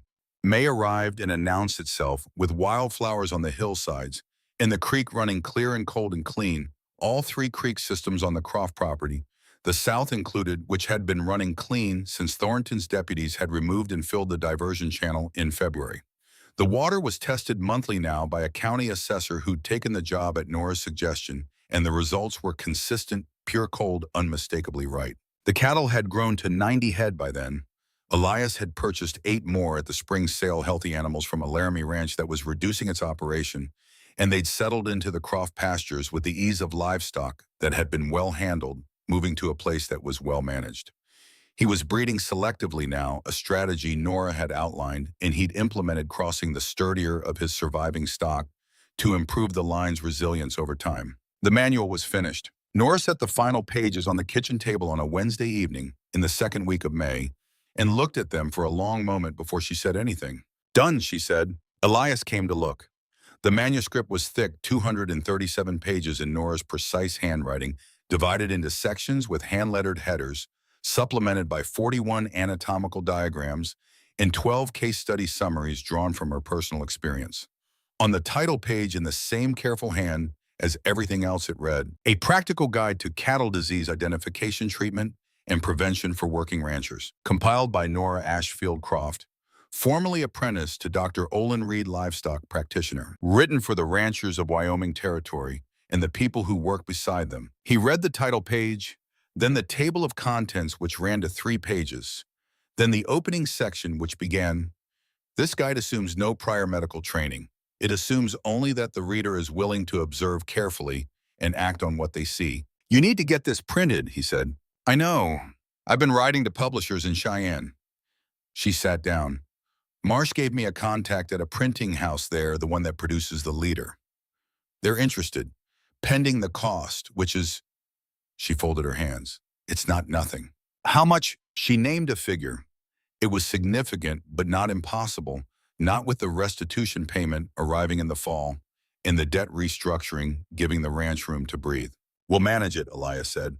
"Elias, we'll manage it?" He set the title page down. "Nora, this manual is going to reach ranchers who will never be able to afford a consultation. It's going to reach their wives and daughters and the women managing operations after their husbands are gone. It's going to move through this territory the way knowledge moves when someone makes it accessible." He met her eyes. "We'll manage it." She looked at him for a moment. Then she nodded once the decisive nod that meant the argument was settled and she'd already moved on to the next problem. "I'll write to Marsh's contact this week," she said. The printing house came through, a first run of 200 copies available at general stores across Wyoming Territory by August. The cost was covered between the restitution payment, 3 months consultation fees, and a contribution that the Dearborn brothers sent without being asked, a letter that said only for the manual. "This is what our cattle deaths were worth to us, and we'd rather it go to this." Nora read the Dearborn letter twice. Then she wrote back a reply that thanked them specifically and substantively, not in the vague way of people acknowledging gifts, but in the way of someone who understood precisely what had been given and why, and said so. The first copies arrived on a Tuesday. Nora held one for a long moment in both hands. Then she put it in the kitchen with the other supplies and got back to work. She was teaching Widow Callum the finer points of iron deficiency differentiation when Elias came in at midday and found the manual sitting between the salt shaker and the coffee pot with the complete ordinariness of something that belonged. He picked it up, ran his thumb along the spine. "How does it feel?" he asked when Widow Callum had gone. Nora looked at the manual on the shelf where she'd moved it. "Strange," she said. "Smaller than I expected physically, and larger in another way." She thought about it. 6 years, learning 6 months writing. 200 copies in general stores from here to the Idaho border. She shook her head slowly. Dr. Reed had 30 years of records in that barn. I have 200 copies in 17 stores. She paused. I think his way was more vulnerable. Yes, Elias said, it was. She looked at him. You're pleased. I'm proud, he said. There's a difference. Pleased is about me. Proud is about you. She received that in silence, the way she received things that cost her something to accept, not with deflection, not with dismissal, but with the careful attention of someone who'd learned to let good things land instead of moving to the next problem before they could take hold. Elias, she said. Yeah, I want you to know something. She came to stand near him. When I answered your telegram, when I decided to come here instead of staying in Missouri, I made a practical calculation. I told myself it was only that. She looked at him directly. It wasn't only that. I think I knew it wasn't only that even at the time. I just didn't let myself say so. He waited. I came here because I wanted to be somewhere that what I know could matter, she said. But I also came because she stopped, found it. Because I was tired of being alone in it. The knowing, the doing, all of it. She held his gaze. I didn't know I was tired until I got here and discovered I wasn't. Alone anymore, he said. Alone anymore, she confirmed. He reached out and tucked a loose strand of hair back behind her ear. A small gesture, the kind that belongs only to people who have stopped keeping track of small gestures because they've become ordinary. She leaned into it slightly before she caught herself. Don't catch yourself, he said. She looked at him. Then she stopped catching herself and just leaned, and it was the most natural thing in the world. Asterisk. A year to the day after Nora Croft had stepped off the stage in Bitter Ridge with one bag and a leather journal, they stood together in the north pasture at dusk and watched 90 head of cattle move across grass that was green, now honestly green, fed by clean water, running down from the northern springs. The ranch looked different, not transformed. It still had the patch quality of a place that had survived hard times by doing the work and not by having everything go right. But survival had its own dignity, and the Croft Ranch wore it now. The new barn wall, the tight fences, the pasture gate that swung true because Elias had rebuilt the post in February and done it correctly this time. Nora had her journal because Nora always had her journal, but she wasn't writing in it. She was holding it at her side and watching the herd with the particular attention of a woman who still cataloged things she saw, but had gotten more comfortable lately with also just seeing them. 12 months, Elias said. 12 months, she agreed. You know what I was doing a year ago today? Counting 42 cents in the telegraph office. Yeah. He leaned on the fence, and feeling like that was the last card I had to play.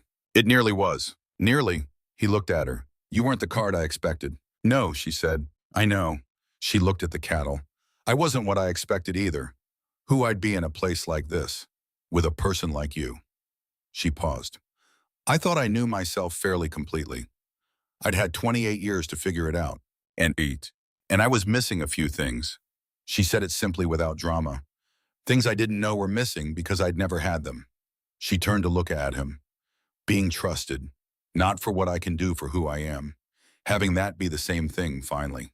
He held her gaze. Being known, she said, completely, and not having that cost anything. He put his arm around her shoulders and she let him, which she'd been letting him do for 3 months now, but which still felt each time like something being freely given. They stood like that in the evening light while the cattle moved and the mountains went purple in the distance, and the ranch around them did what a working ranch does when it has been saved. It worked. Quietly, persistently, with the specific vitality of something that nearly died and then discovered it was still alive. In the months that followed, through a summer that was hard but manageable, through a fall that was better than any they'd seen, through a second winter that was cold but bearable. And the way winters are when you're facing them with the right resources and the right person, the Croft Ranch became something Elias hadn't let himself imagine when he'd sent the telegram. Not just survival, not just staying afloat, something with forward motion in it, something building. The manual went into a second printing by November. Nora had been invited to present at a Livestock Association meeting in Laramie. The first invitation of its kind, Marsh told her, ever extended to a woman in Wyoming territory, and had accepted with the same flat practicality with which she accepted everything. The apprenticeship group had grown to 11 women, three of them now teaching their own small groups in neighboring counties. Widow Callum had treated 4 sick cattle operations on her own in August, charged modest fees, and sent Nora a letter that said simply, "It works, the knowledge moves." Nora had read that letter 3 times and then put it in the front of her journal. Seth Langley's restitution payment had been enough to start over on a smaller parcel 2 miles from his original land. He was running 25 head and expanding carefully in the way of a man who'd been ruined once and was building deliberately this time. He stopped by the Croft Ranch monthly, sometimes for consultation, sometimes with no stated purpose at all, the way neighbors stop by when they've been through something together, and the being together has become its own reason. The County Creek system was clean, monitored quarterly, a matter of official record now, which meant the next Vernon Hale, and there would be a next one. Nora understood this clearly, would face a county that knew how to look, and ranchers who knew what to see, and women who could test the water themselves and name what they found. That was the thing that mattered most in the end. Not the courtroom, not the sentencing, not even the restitution. The knowledge moving. One evening in December, almost exactly 2 years after Nora had arrived in Wyoming, Elias was repairing a bridle at the kitchen table while Nora worked on the notes for her Laramie presentation, both of them doing separate things in the same warm space, and Elias looked up from the leather he was working and watched her for a moment without saying anything. She felt him looking. She always did. "What?" she said without looking up. "I was thinking about the telegram," he said. 42 cents. "The cheapest thing I ever bought," he said, "by a considerable margin." She looked up then. The expression on her face, the exact expression, familiar now in all its calibrated understatement. The thing that wasn't quite a smile but was everything a smile is supposed to contain, was something he intended to see every day for the rest of his life. "I'm not cheap," she said. "No," he agreed. "You're extraordinary, which makes the 42 cents the investment of the century." She shook her head, returning to her notes. But the thing that wasn't quite a smile stayed where it was. He could see it from across the table. Outside, the snow was doing what Wyoming snow does in December, falling with commitment, covering the mountains and the sage and the fence lines and the creek systems, covering everything equally the way weather does when it doesn't know the difference between the places that have been saved and the places that haven't yet. Inside, the stove ticked. The lamp burned. 2 people worked on opposite sides of a table at the things they'd chosen and built a ranch that was solvent and growing, a practice that was spreading across a territory, a manual on a shelf that was already in its second printing, a knowledge that was moving. The things that had started from desperation and arrived somewhere better than hope. Not by accident, not by luck alone, by 2 people who had found each other in the most impractical of circumstances and had the sense to recognize what they'd found and the courage to make it real, choice by choice, day by day, one careful act of trust at a time. That was the whole of it. That was everything.